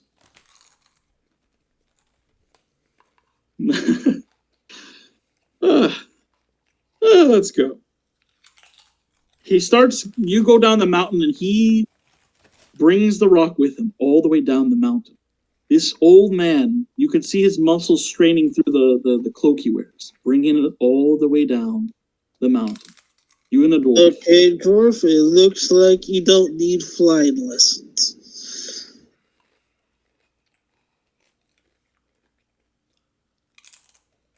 He goes closer to Lexington. He's like, he tries to whisper to Lexington. He can't really. He's like, down here, down here. He tries to whisper, but it's really fucking loud. He's like, tall dwarves. Do they exist where you live, you noble? No, but then again, this is nowhere near where we live. All right. As long as I don't need to be cleansed. I like how every single dwarf in Grindex is completely insane. Hell yeah. Now back to Silence. You have found the shish kebab following your nose. Mhm. This shish kebab, I want you to roll a 1d20 for. I want to see exactly just how succulent this is. It is, since you haven't eaten anything other than ship food, the most succulent. If that's shish a luck kebab. roll, he has a +1 on luck. Oh, this is slightly above average. But since you haven't eaten anything, this is the most succulent thing you've eaten. It is delicious. You also notice for some reason in front of you there's a weird bright flash of white, and then it stops. Where's the bright flash of light? Just in front of you. Just like a little flash of white. If you weren't enjoying your shish kebab and looking off into nowhere, you wouldn't have noticed it. Is the merchant there with him? The merchant? Yeah, the one. The guy who just told you the shish kebab? Mm-hmm. Yeah. He's there. He's trying to serve other customers. They're rather busy. He's just sitting down next to the guy. And he's like, what was that? What did you say? What was that? Who's what? The light. The flash of light. The guy looks over. He's like, I saw nothing.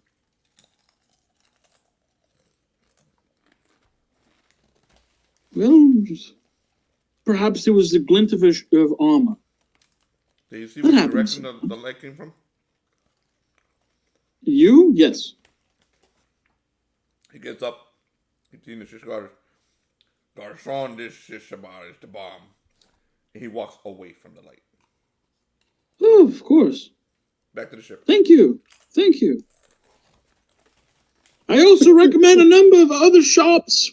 Great food over there. Yeah. And he leans in close over. He's pretty much practically going over the counter. He's like, "Yeah, my brothers, you tell them I sent you. They'll do you good." All right. He goes down to the next shop. He's like, You go over to the other shop and you see he's like, guys that look. You see guys that look exactly the fucking same as this guy. They're like mirror images. You see like two different shops. One shop selling delicious pastries. The other, good ass steak. You always got it down. I'm the type of person that starts with the pastry. So he finishes the shish kebab, goes in and gets a pastry. Nice. So you eat the pastries and they are pretty high quality, much more high quality than the place you were. You know, they were made to perfection. These pastries. He buys another one and shoves it in his pocket. Shoves it in there so it's all mush. Yeah, good. He goes to the next merchant for the one that has the steaks. The guy with the steaks, he saw that you purchased from his other brother, and he has a great big smile on his face. It's like, come, I will give you good steak. But I got a feeling you want to try some special stuff. Tell you what, I've been traveling abroad, and I know a few recipes. You want to try them? Of course. Godson. Let's see. All right. So, there's the red dragon's flame, Let you breathe fire, I think. Should. Last time I made it did. We got Black Dragon's Boon. Well, this will just... I don't know, it does something. People like it. They always leave my place with a big smile on their face. And then, there's the Mind Flayer's Eye. Don't know what a Mind Flayer is, but it tastes great. Mind flayers are very intelligent creatures. Oh! Well, I got just the recipe if you want to try it. Let's try it. You know what? A mind flayer's eye. Hell yeah! The guy, he gets to work and he starts making a Mind Flayer's Eye. And you see Silence that is standing next to he's... him watching. You see him, he goes straight to the grill. He starts slapping all these different things together, different spices. He grabs different meats. And he seems to be mixing two different meats that you don't know. One is clearly a steak and one's a different one. And then he adds like a drop of a special sauce of some sort. He's very careful with this. Once it touches the meat, all the meat turns very blue. He's like, oh, I still got it. I still got it. He adds a bit of sprinkle of spice, salt. He adds a nice, pretty little garnish on top of this very well-made steak-looking meat. And he gives you the blue steak. Mind Flayer's Eye. It's great. Silence is very polite, so he sits down at the table, grabs a fork and a knife, and he eats it the proper way. Oh, don't you fool me. You know, I know what... Come on now. Eat the whole thing in one go. All right. He snaps his crocodile jaws over it and slurps the whole thing down. All right. Roll a will check, a will save. Personality here.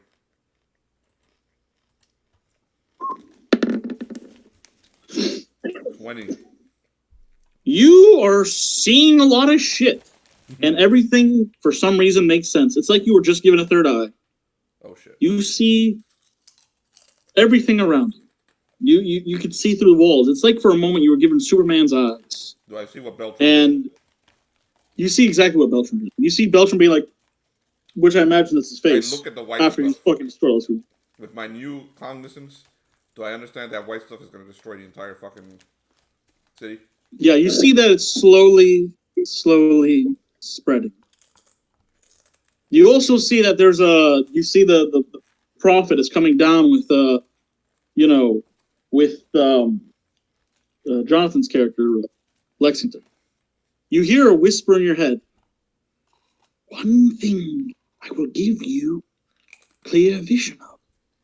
Ask, you will have a proper vision.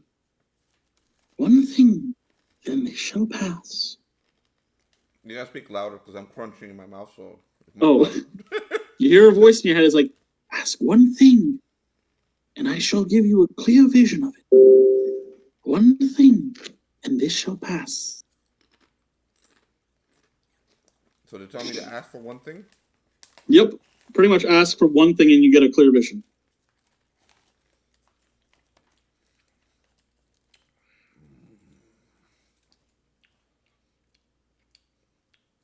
Do they have milkshakes here? You see that in the entirety of this place, there are no milkshakes, but one place, one store that has been struggling and striving. You see the entirety of this store's history. This young man striving to make this thing that's completely unknown to everyone else. A milkshake. This is his life's dream. You see him as he struggles to make it. Before John destroys the city. Yes. He gets up. He's heading for the milkshake man. You see the one man in the whole city. This is his whole life. So let's take a quick piss break, okay, everyone? Right. Oh my. 5 minutes.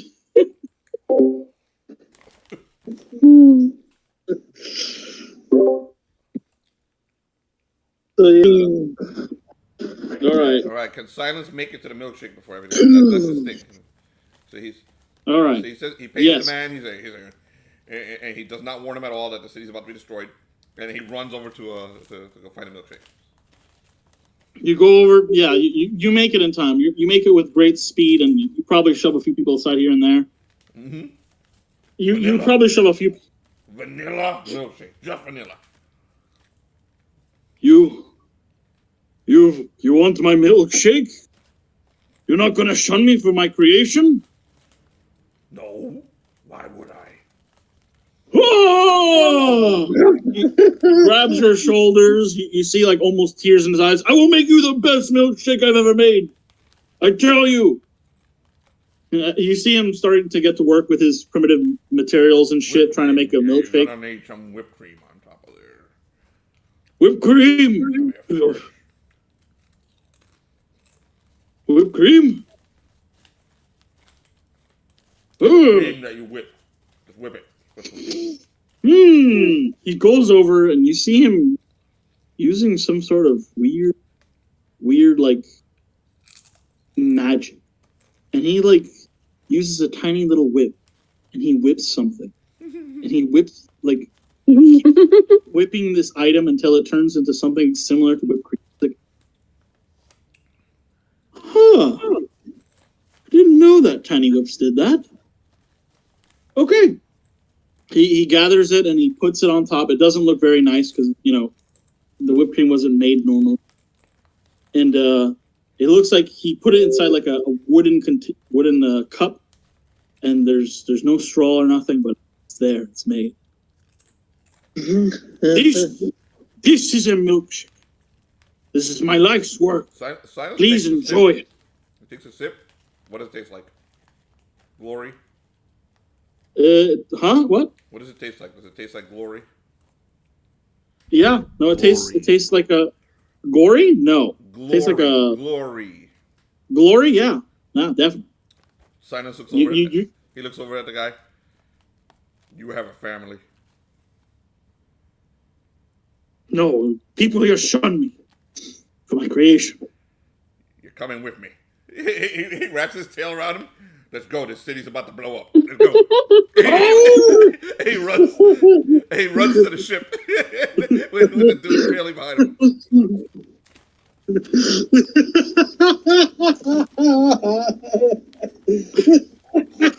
So you see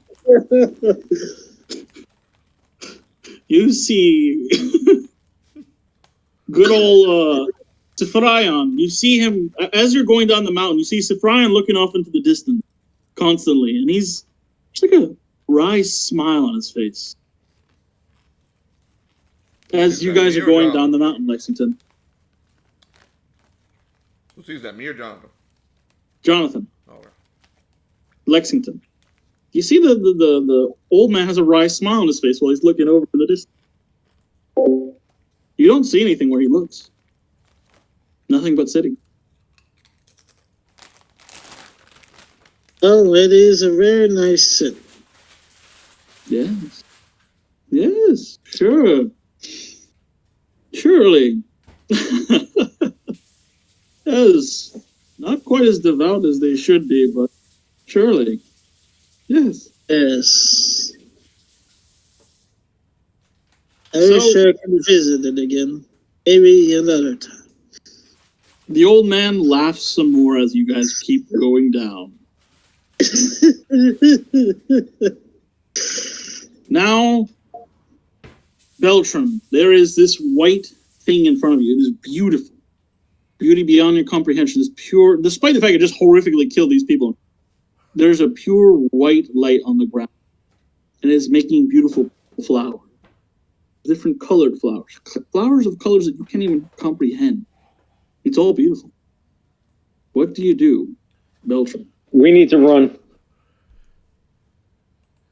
I can't believe Oh, by the way, in the destroyed another background, civilization. which I can't fucking believe you actually did it. in the background, right next to you, really right next to your ear, pretty much, you hear a woman pretty much inconsolably sobbing on the ground, gone, because her husband is dead. Wait, are we sure he's dead? Do you want to go closer and check? You'll have to step on the white floor. Can I step on one of the corpses? They are all covered in white. And they're not close enough to each other. You have to leapfrog between bone to bone. I mean, body to body, and then you'd be breaking the rib cages and probably get your foot stuck and still fall over. Is my bee dead? Nope, your bee flew the fuck away. And then he scared came of that back. white light. Yep. Can we kill the lady? Is the white light on the shark guy too? Yes. Yep. He's the shark guy's frothing at the mouth. Can we kick the lady into the white stuff? You do whatever you want. The bee hasn't come back to you yet. It flew away. It looks like it's going to come back to you soon. The dwarf got away with. I'd like to kick the lady. The dwarf All got right. away with an accident. These characters are actually going to murder somebody. All right, roll the hit. She's on the Let ground, him- so you get a +2 bonus. The strength attack. So just 1d20 and plus your strength.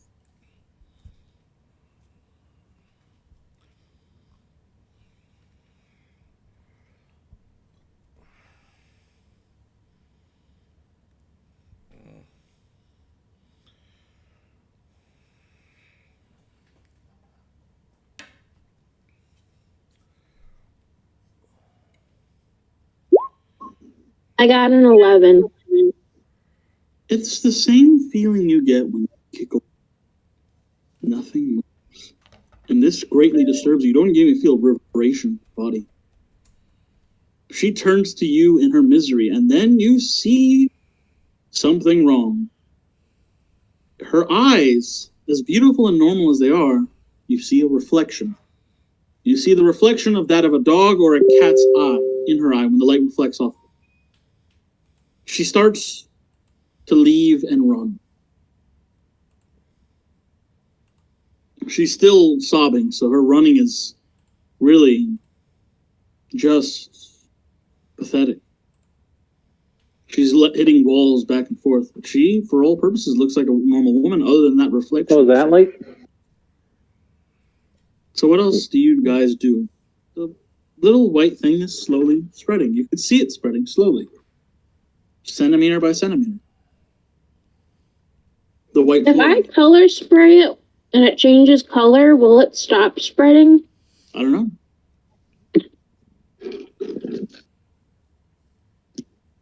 So, This is what we mean when he destroys cities. It's amazing how we predicted it too. We totally. John's gonna go destroy the city now. Wow. Well, I'm gonna color spray it. you're going to color spray the color spray. Yeah, I'm gonna color spray the color spray because if it's no longer white, then it can't do its thing, right? Roll. Oh, you're a wizard? You're a mage? Technically speaking, I think I am. I honestly thought she was a I have a spell book and I have color spray. There you go.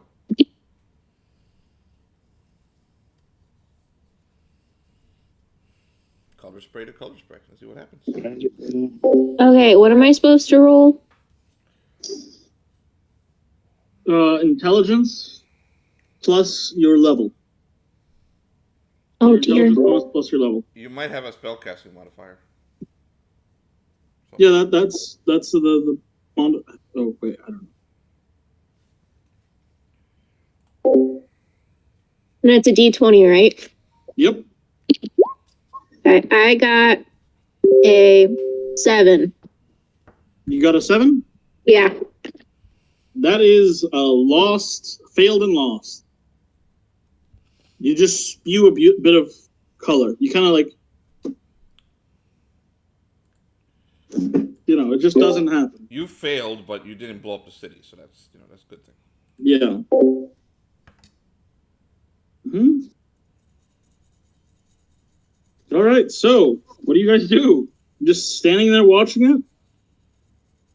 Well, I put my hand on Bernard's shoulder, say we tried, and head back to the ship. I try casting Ward Portal.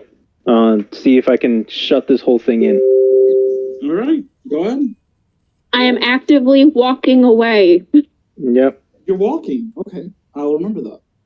Maybe running. Before I cast, I tell her you need to start running. So I grab the bee and I start running. Yeah, he's casting There again. you go. You should run. Yeah, so the bee comes up with you, and it looks like the bee is about to say something, and you just snatch the bee and keep running.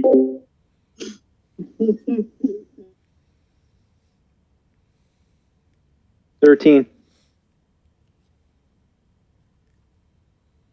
13? Oh, wait, you might have actually done something. And Ward Portal is on page. Ward Portal is 160.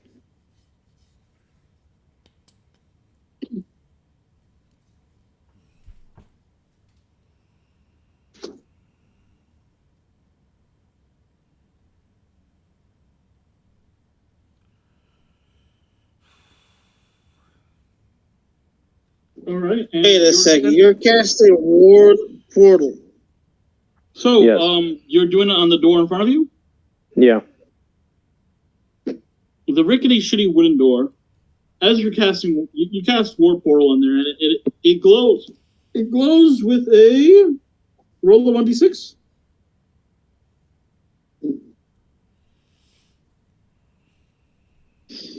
One. It glows. It glows a vibrant red, and a sigil is engraved on the portal. And you can't quite tell what the sigil is, what the sign is, but it's there. And, you know, after you ward the portal, you realize this is an old warehouse. You see many, many, many other holes. Just like you could have crawled into the hole on the right. Or the broken window. So, what do you do next? Well, I was hoping maybe to cast it high enough where it would just engulf everything, but otherwise I'll probably just fly. No, I'll just run out of there. You got to roll All right. higher than Okay. 13, man. Well, I didn't know what the die was going to roll, otherwise. I was You taking. know there is luck that you can spend. You can spend luck. You If can it cut a matters piece that of your much. body off. You can remember that. You can do all sorts of shit in here in this game. You can take a knife and cut yourself, and that gives you bonuses. Yep. I'm aware. That's probably Wait, better than we can blowing up the do city. what? Than blowing up the city. Wait. If we cut ourselves, we get bonuses? Yeah. Yeah, it's Yeah. called, a blood sacrifice. Mm-hmm. There's different things I you had can do, levitate. like spell I burn. coulda You can just- spell burn, pretty spell much. burn. You basically take a piece Yeah, of it is yourself, spellburn. and your constitution And too. or your strength or something, and then sacrifice it for this. Yep. All right, so Beltron, you notice as you're running that Beltron is behind you, and he's running behind you too. The bee makes a screeching sound, and is now horrible. Run! He'll turn us into something! No! I don't want to get close to him. If I try to do it, he'll turn me into something else. You know what? Screw it. I'm You going to see see the- if I could try to stop this thing. The So- bee, you see the bee babbling and saying stupid things, mentioning plots of death, saying that he knew exactly when King Richard was going to die. You hear him say a lot of weird things.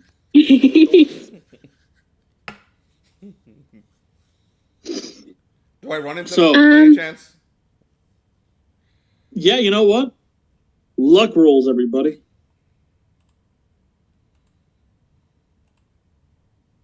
How do we do a luck roll? You roll a d20 plus your luck modifier, or you can actually spend. I believe you can spend your luck if you want. Lexington. No, I fucked that up.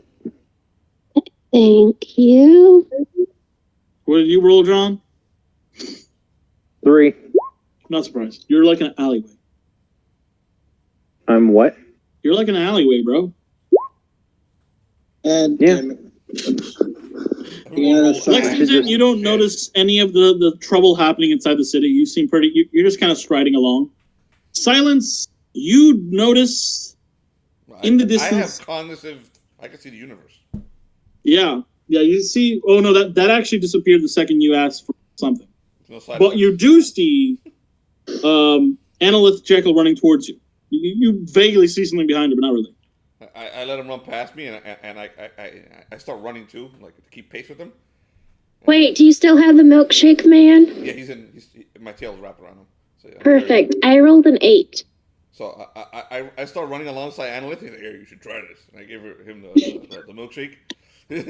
I throw it back like a shot. Well, part of it like a shot. Good stuff, ain't it? Oh, it's delicious. Here's the rest. Oh, yeah, he's excellent. He keeps drinking. Why are we running? I think there's something wrong with the magic man. Oh, yes. There's something wrong with Bethany. Belgium blew up the city. We got to get to the boat. Let's go. So he grabs Analyth because he's much bigger. He runs to the boat. So you get into the main city. You get to the main road. I'm clutching onto the bee still. He's still with me. Yep. You get onto the main road, and Jonathan, Lexington sees this as clear as day, a fucking lizard carrying 2 different people.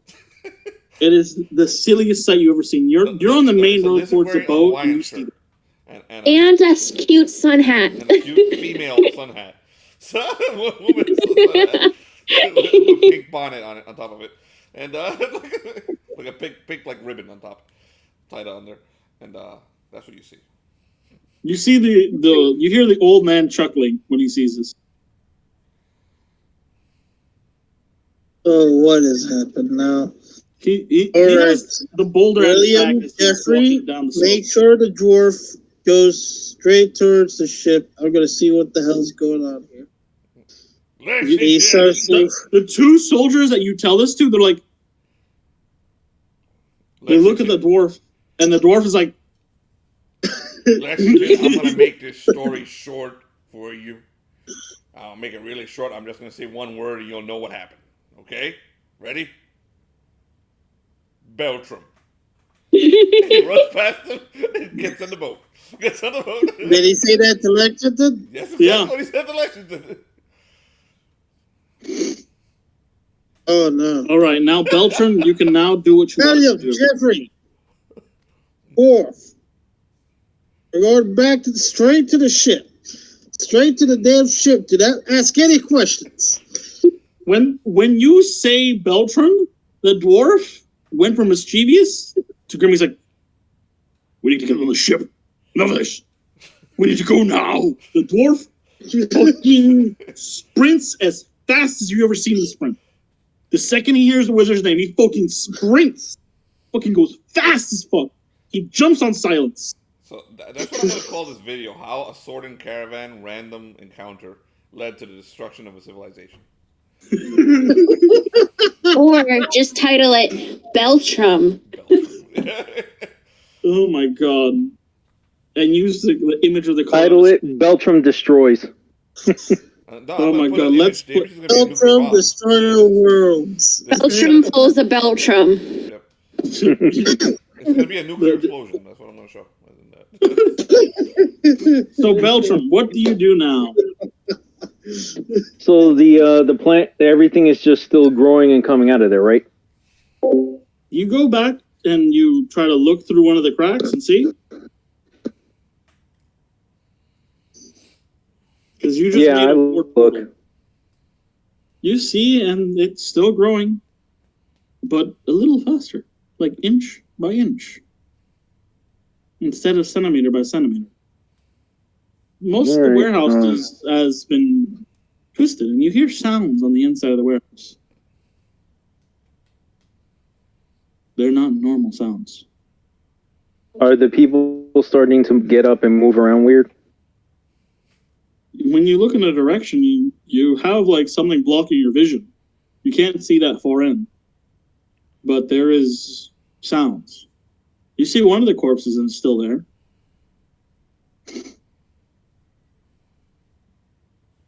I'm gonna yeah. Jesus Christ, all right. It's the color out of space. Do something or get the fuck out of there, dude. Really, I'm gonna start by casting Fly. Alright, cast. I failed. What do you roll? I basically rolled a... Hold on. 6, 7, 8. It was not a straight one. Lost and failure. Lovely. So I'm going to move back as far as I can. This is where all hell's going to break loose. Where's my... Oh God, he's going. All right. He's going to make it worse. Damn straight.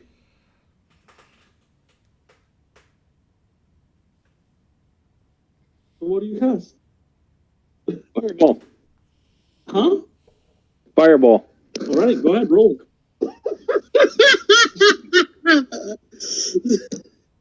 Oh, by the way, I'm also spell burning.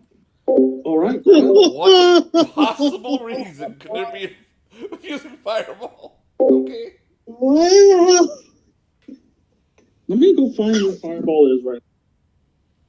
Fireball is on page 216. Holy shit. Are you gonna try to nuke the town even faster? Pretty much. He's just being really careful and making sure that the entire town is destroyed and that there's no survivors to grieve anymore. All right, so I'm going to add 6 points. All right. I'm basically cutting out of agility and strength. You cut a piece of flesh out of your leg, and it burns in your hand. That's fine. Used to it by this point. All right. Okay. I got a 26 altogether. 26. Let's see what you've done. All right. You cast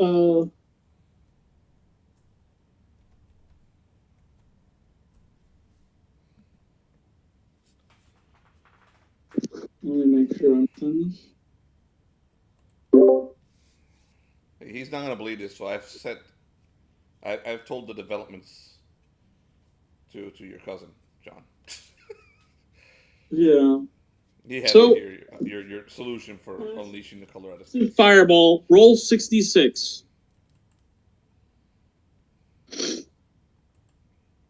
66. You really need to consult some of these high magic books I got now to tell you for this shit. Yeah. You know what's funny? At no point did anyone ever look for spell stores. All right. Why would we need that? So you can cast more fun stuff. I'm already having Because I probably just made it worse. Yeah. I went So- for what Silence wanted. Silence does not want spells. He doesn't like spells. He doesn't trust No, spells. I can't. Mexican You're not a doesn't wizard, use I'm a wizard. spells. Exactly. No, I'm just saying. 16, Ty. 16. You see a fireball go straight up from your hands. You see the flesh sizzle and burn and then fly up, and you see a bit of blackness. Oh, Ty. Yes? You do remember the side effect, right? No. Oh, I remember it now. Oh my The god! whole entire town hears the sound, the very, very loud sound of a woman being pleasured in bed. Very loud. That's the corruption he has. Whenever he casts fireball, he hears everyone in the whole town. It's not a corruption, it's just a side effect. You hear this. You hear this, and it's the weirdest thing. It's so loud that you think something happened to a giant. Is Bradley the one making the sound, or does it just come out from the air? Comes from the fireball itself. Yeah. Oh my. Yeah. And So that's he- not a good thing. That means he's about to kill everyone. So as you guys hear that, you look in the direction and you see death going straight up into the air. Straight up. A beacon straight up into the air. And you notice as everyone is running straight towards the boat, the old man has kept up with you somehow.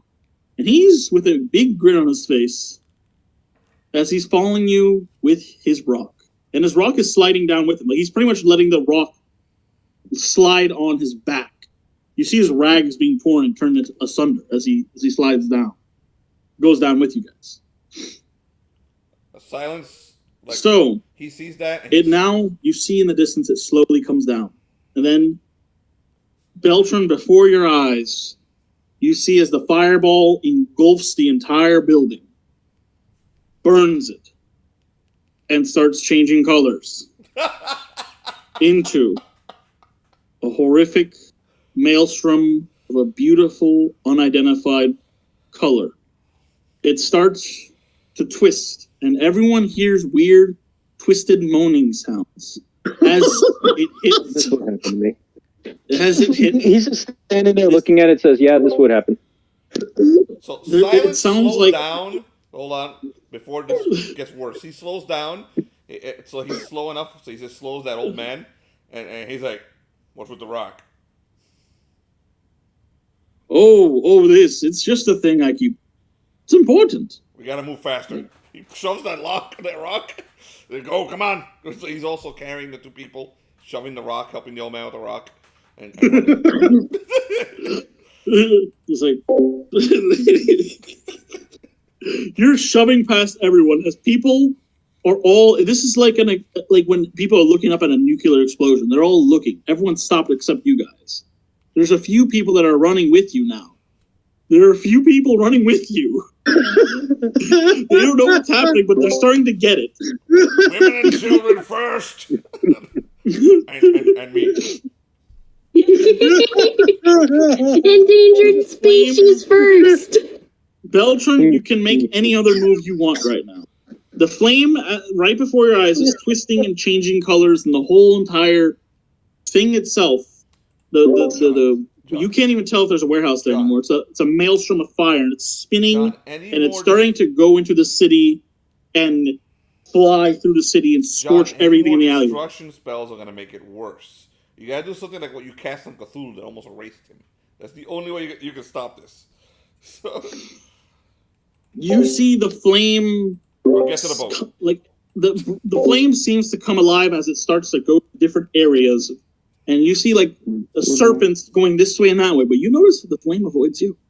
It avoids you very intently, and it makes the sound of a moaning woman everywhere it goes. And you hear screaming in conjunction with this, and it doesn't make sense in. So, what do you do as all this flame and maelstroms going on? You see like serpents of flame leaving this area. Wherever they go, you see they infect the rest of the city with the color. It's like a white flame, purple flame, red flame. So many colors you don't understand it. What do you do? Just stuck in ward portal. He just starts walking. You notice that as you're walking, one of the flames goes right to you to consume you, but it avoids you. They all avoid you. All the flame avoids you as it goes and it rips through the entire town. Everyone else, you guys make it to the boat, and you guys see one of these serpents dive up and then down, ripping into the whole entire city. You hear screaming, horror, and terror. And the worst part about this... Raise anchor, we gotta go! The worst part about all this... Pick up John later. We're leaving.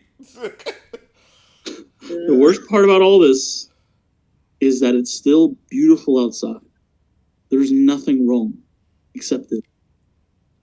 Everything else looks normal except over there, where it's all horror, death. Okay, yeah, we're raising anchor and leaving. We'll come back and pick up John later since he decided to walk. Yep. Yep. So we're returned to start getting the crap out of here, and I scream to the other boats, "Get the fuck out of here! Get as many people as you can, and get the fuck out of here!" We get as many refugees as we can on the boat before the color reaches. There's a lot of people following you. You notice that even the guy who cooked you the food came with. Yeah, we're getting as many people, especially the people who cook the food first, and chefs are first, and then women and children onto the boat, and then when there's no more room, Silence will kill the next ones who try to get on board. All right. I need a charisma roll from the two people that are leading this evacuation.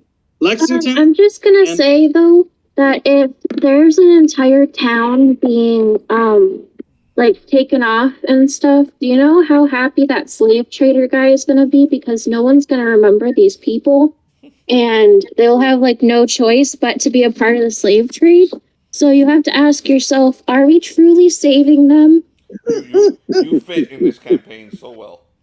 Yeah. So I rolled a 20, Tyler, so it's going to work. Yeah, I noticed that. Lexington, you got to roll too. Also, as you're going back to the ship, you notice that the slave trader guy, Stein, he's on the railing, he's watching, he's like pointing and pointing at it. Yeah, he's looking at everything. He's that like, one, make sure that one. And Silence, he's innocent. So he thinks that I rolled the a guy's 10. pointing at people that we should save. So he's making sure that people are not going to get on the boat. Yep, he's literally watching all the spectacle. He loves it. You see Stein grinning from ear to ear. He loves the chaos and death. So yeah, that's what we do. So I don't let anyone else on the boat except what can get on the boat. I don't want the boat to all right. Now, Beltram, you were walking. You've made it to the main. You've made it to the main walkway, and you notice that everywhere you go, these beings of fire seem to stay next to you. And they keep going around you and swirling as they destroy, twist everything around you. John, You see that people are turned into something else. You're not Cerberus. You're fucking death itself, man. Holy shit. You see, inside these flames, you for some reason can sense that they desire to be around you, this flame. You're so inspirational. You see all of these people, goodness. whenever they are consumed by the flame, they're turned into something else, some sort of abomination, like just horrific. It burns your eyes to even look at them. But they seem to be fond and look at you with fondness. You see the compassion in their eyes somehow. Is it madness that's consuming you? You don't know. The flame seems to follow you as it twists, turns, and destroys the town. But if you ever reach your hand out to touch the flame, it would dance around your hand. This color, this flame that destroys everything around you. What else do you do? Do you keep... You become just as bad as the beacon, John. Pretty much. He became the beacon for this world. The flaming beacon. Well, we can have it that he is the beacon eventually. Something later. So he Madeline, the beacon is a villain from my campaign. So Oh, okay. Yeah. that's his name. I was thinking of Gondor calls for aid, and I was a little bit confused. Yeah, no, he's a big bad from my campaign. Yeah. It's really bad. So what do you do? So, and the people are screaming, right? And oh my dying god, all every over. single one of them. You hear this screaming. It rings in your ears, but for some reason, in your state of mind, the screams die out and you hear songs. It sounds beautiful for some reason. I look over at one of the flames. I wait for it to come closer to me. You don't even need to wave. Just as you reach your hand, the flame desires to come to you. And it wraps around your hand. It never seems to exactly touch you. And if it touches you, you don't feel pain or any twist or any modification upon your body. Nothing. Why does he get henchmen so easily and I have to wait for people to die to get one?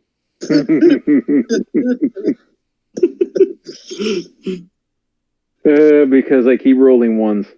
I need to start rolling ones. I want friends that can destroy stuff. He's rolling ones on spells. Yeah, this means later. In this game. So, what else do you do?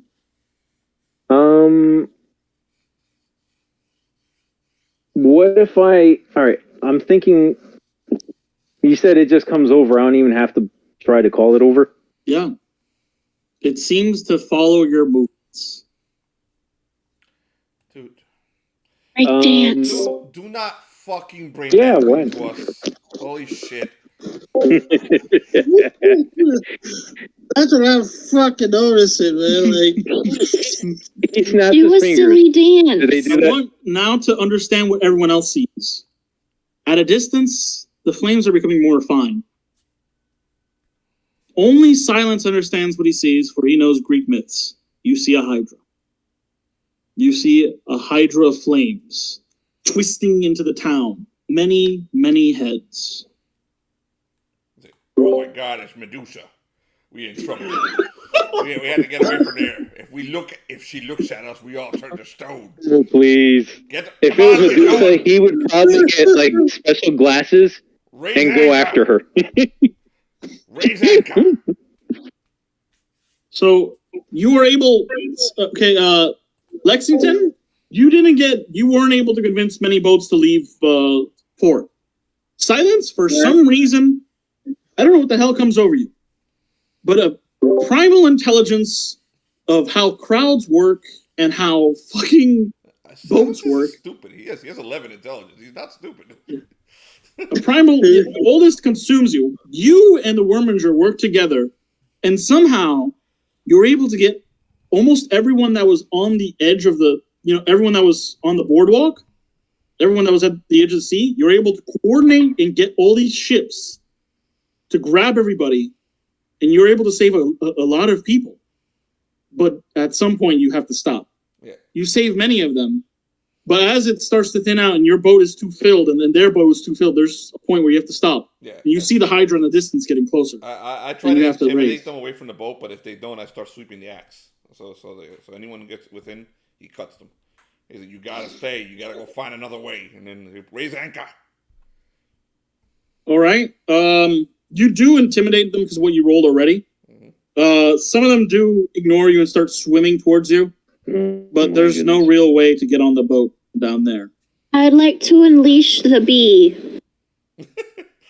You notice that the bee is fucking holding you tight as it can. He's scared. It doesn't want to move.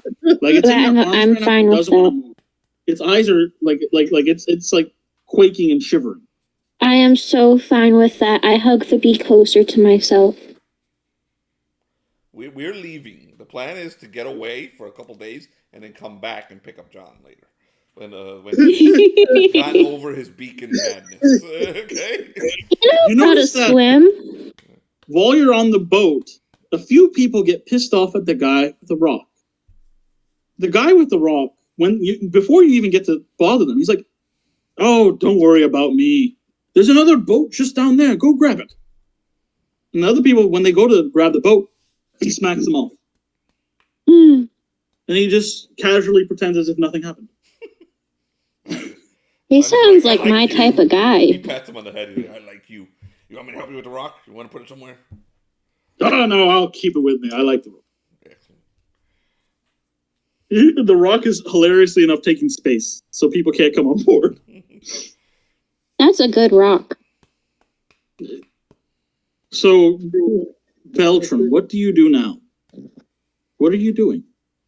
Sit and contemplate your decisions. That's what you do.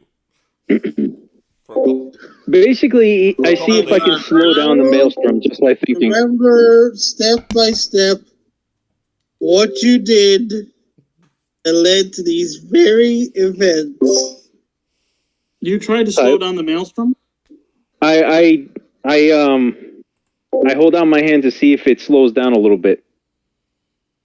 You feel a euphoria, like pure pleasure,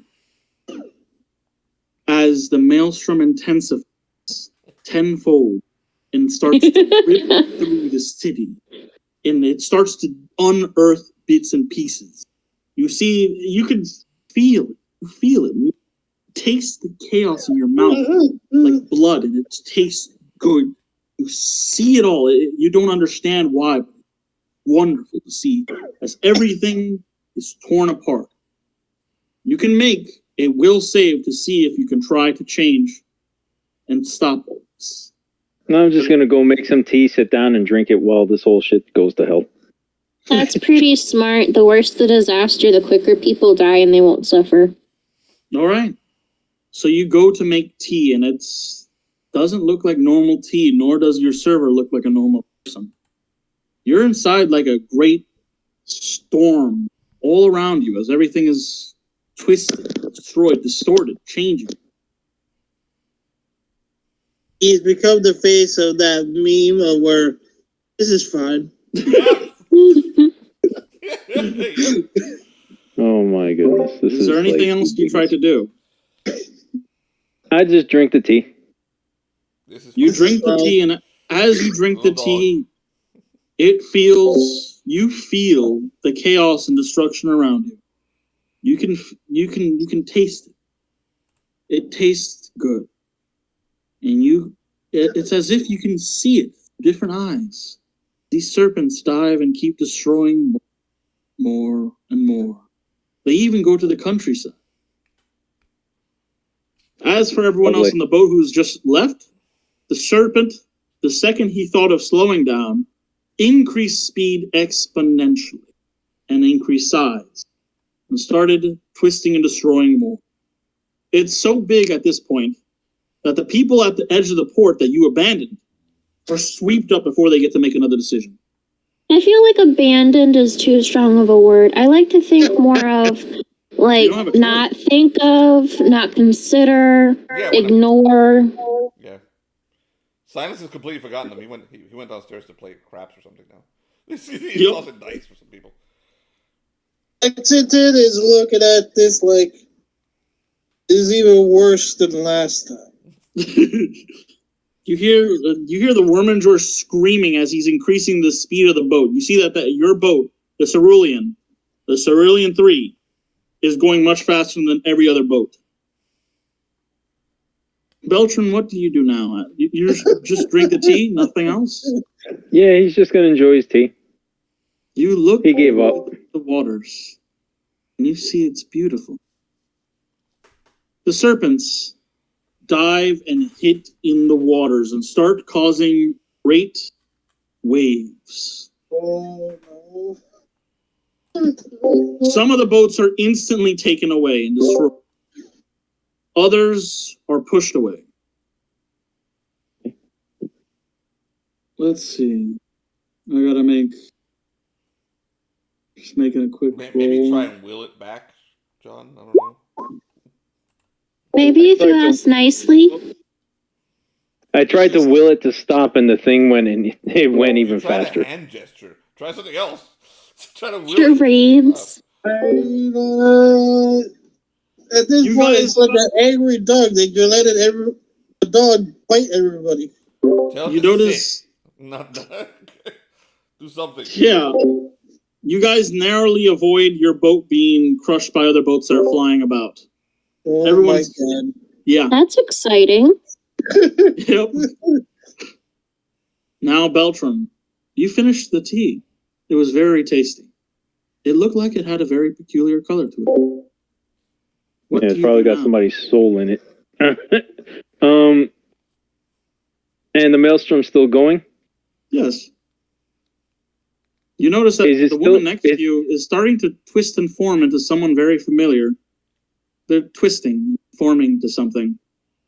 It looks like a female form, but you don't quite get it. It doesn't look like anything yet. Quick question. Is it still trying to go after the boat that everybody's in? You don't know. You have no idea. Okay. You feel as if it's attacking boats, but you don't know. You feel. You kind of get this feeling, maybe.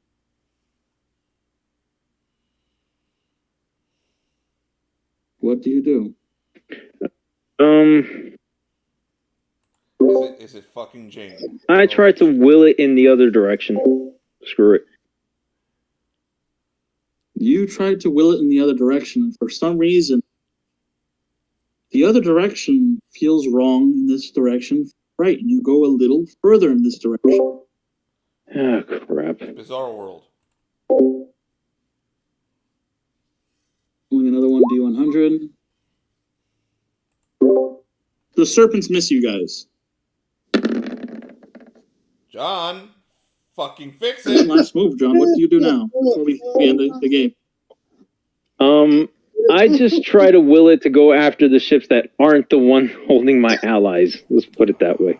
Oh, no. By this point, that's all I fucking do. And you feel euphoria fill through your body, and you feel whatever this thing, the joy. I'm going to need to make another roll. Lovely. You guys are not completely sunken under the sea, as maybe 12 serpents all come in and hit every single boat but yours. That's a lot of people fucking dead. Yeah. What's the color of the water? It's changing. bracket. Now, is there anything else? You guys are very far out at sea. You guys have made it maybe, I'd say, the place is becoming far more distant. I'd say by at this point you're far enough away, and the serpents they go back to. Silence went below. Yep. Oh, by the way, the ship has been shaking very much. So whatever game you've been playing has been ruined multiple times. He just every single time it happens, he very calmly puts it back together. Very quietly, and everyone is, and he goes, all right, we're just going to keep going. Don't worry about it. It's all right. You notice that above you, through one of the potholes, like through a window, the old man with the rock is looking at you. You see him holding the rock down so it won't fly off. He's like, oh, I think you were winning last time you were playing. Here. If you set the game... I remember exactly how the game was set. Set it in this manner. This was here and that was there. I was paying attention. Go ahead. So he does the old man is perfectly calm. He takes a sip of his milkshake and it continues. The guy who made the milkshake, his name is Ivor Pop Colson. He's trying to play the game with you, though. He's all nerves. Also, that's definitely not the actual name of the person who made the milkshake. When this is done and like what's going on outside ends, you're gonna have to, we're gonna have to walk around here and find some ingredients you can make more than milkshakes. I will. Nothing can stop me. No one in the world. Beltram. Go ahead. He goes over to the Worminger. Worminger, get us away from that. Far, the Worminger is actually we're looking for a mermaid, right? Find the mermaid. The Worminger is actually he's controlling the boat himself. He's the one that's been steering everyone. Like goes near the Worminger and says, "Yeah, we're leaving. Let us not return to that city. Ever. You think? No matter what. It's attacking everyone. Everyone but us. Well, Jesus Christ, what the hell did you have with you? Beltram. That was the thing we were trying to bring to Tartarus, or hell. Because I got a really cute bee. Size 10, by the way. Oh my God. Yes, it is 10 o'clock. So we'll leave it right there with the serpents receding back to the now completely twisted town. The puzzle unsolved. And now we will who gets the MVP award today? Everyone gets 4 XP for the lethal encounter. So I'll start with Jonathan. Who do you think gets the MVP award? I go silence. Silence. Madeline, who do you think gets the MVP award? Definitely silence. Oh, Beltram, the great one. What? Silence. So I got another 4 XP? Yes. Oh my God. I out of all the things I imagined happening today, I did not imagine that. Right, I'm going to stop the recording because that was insane.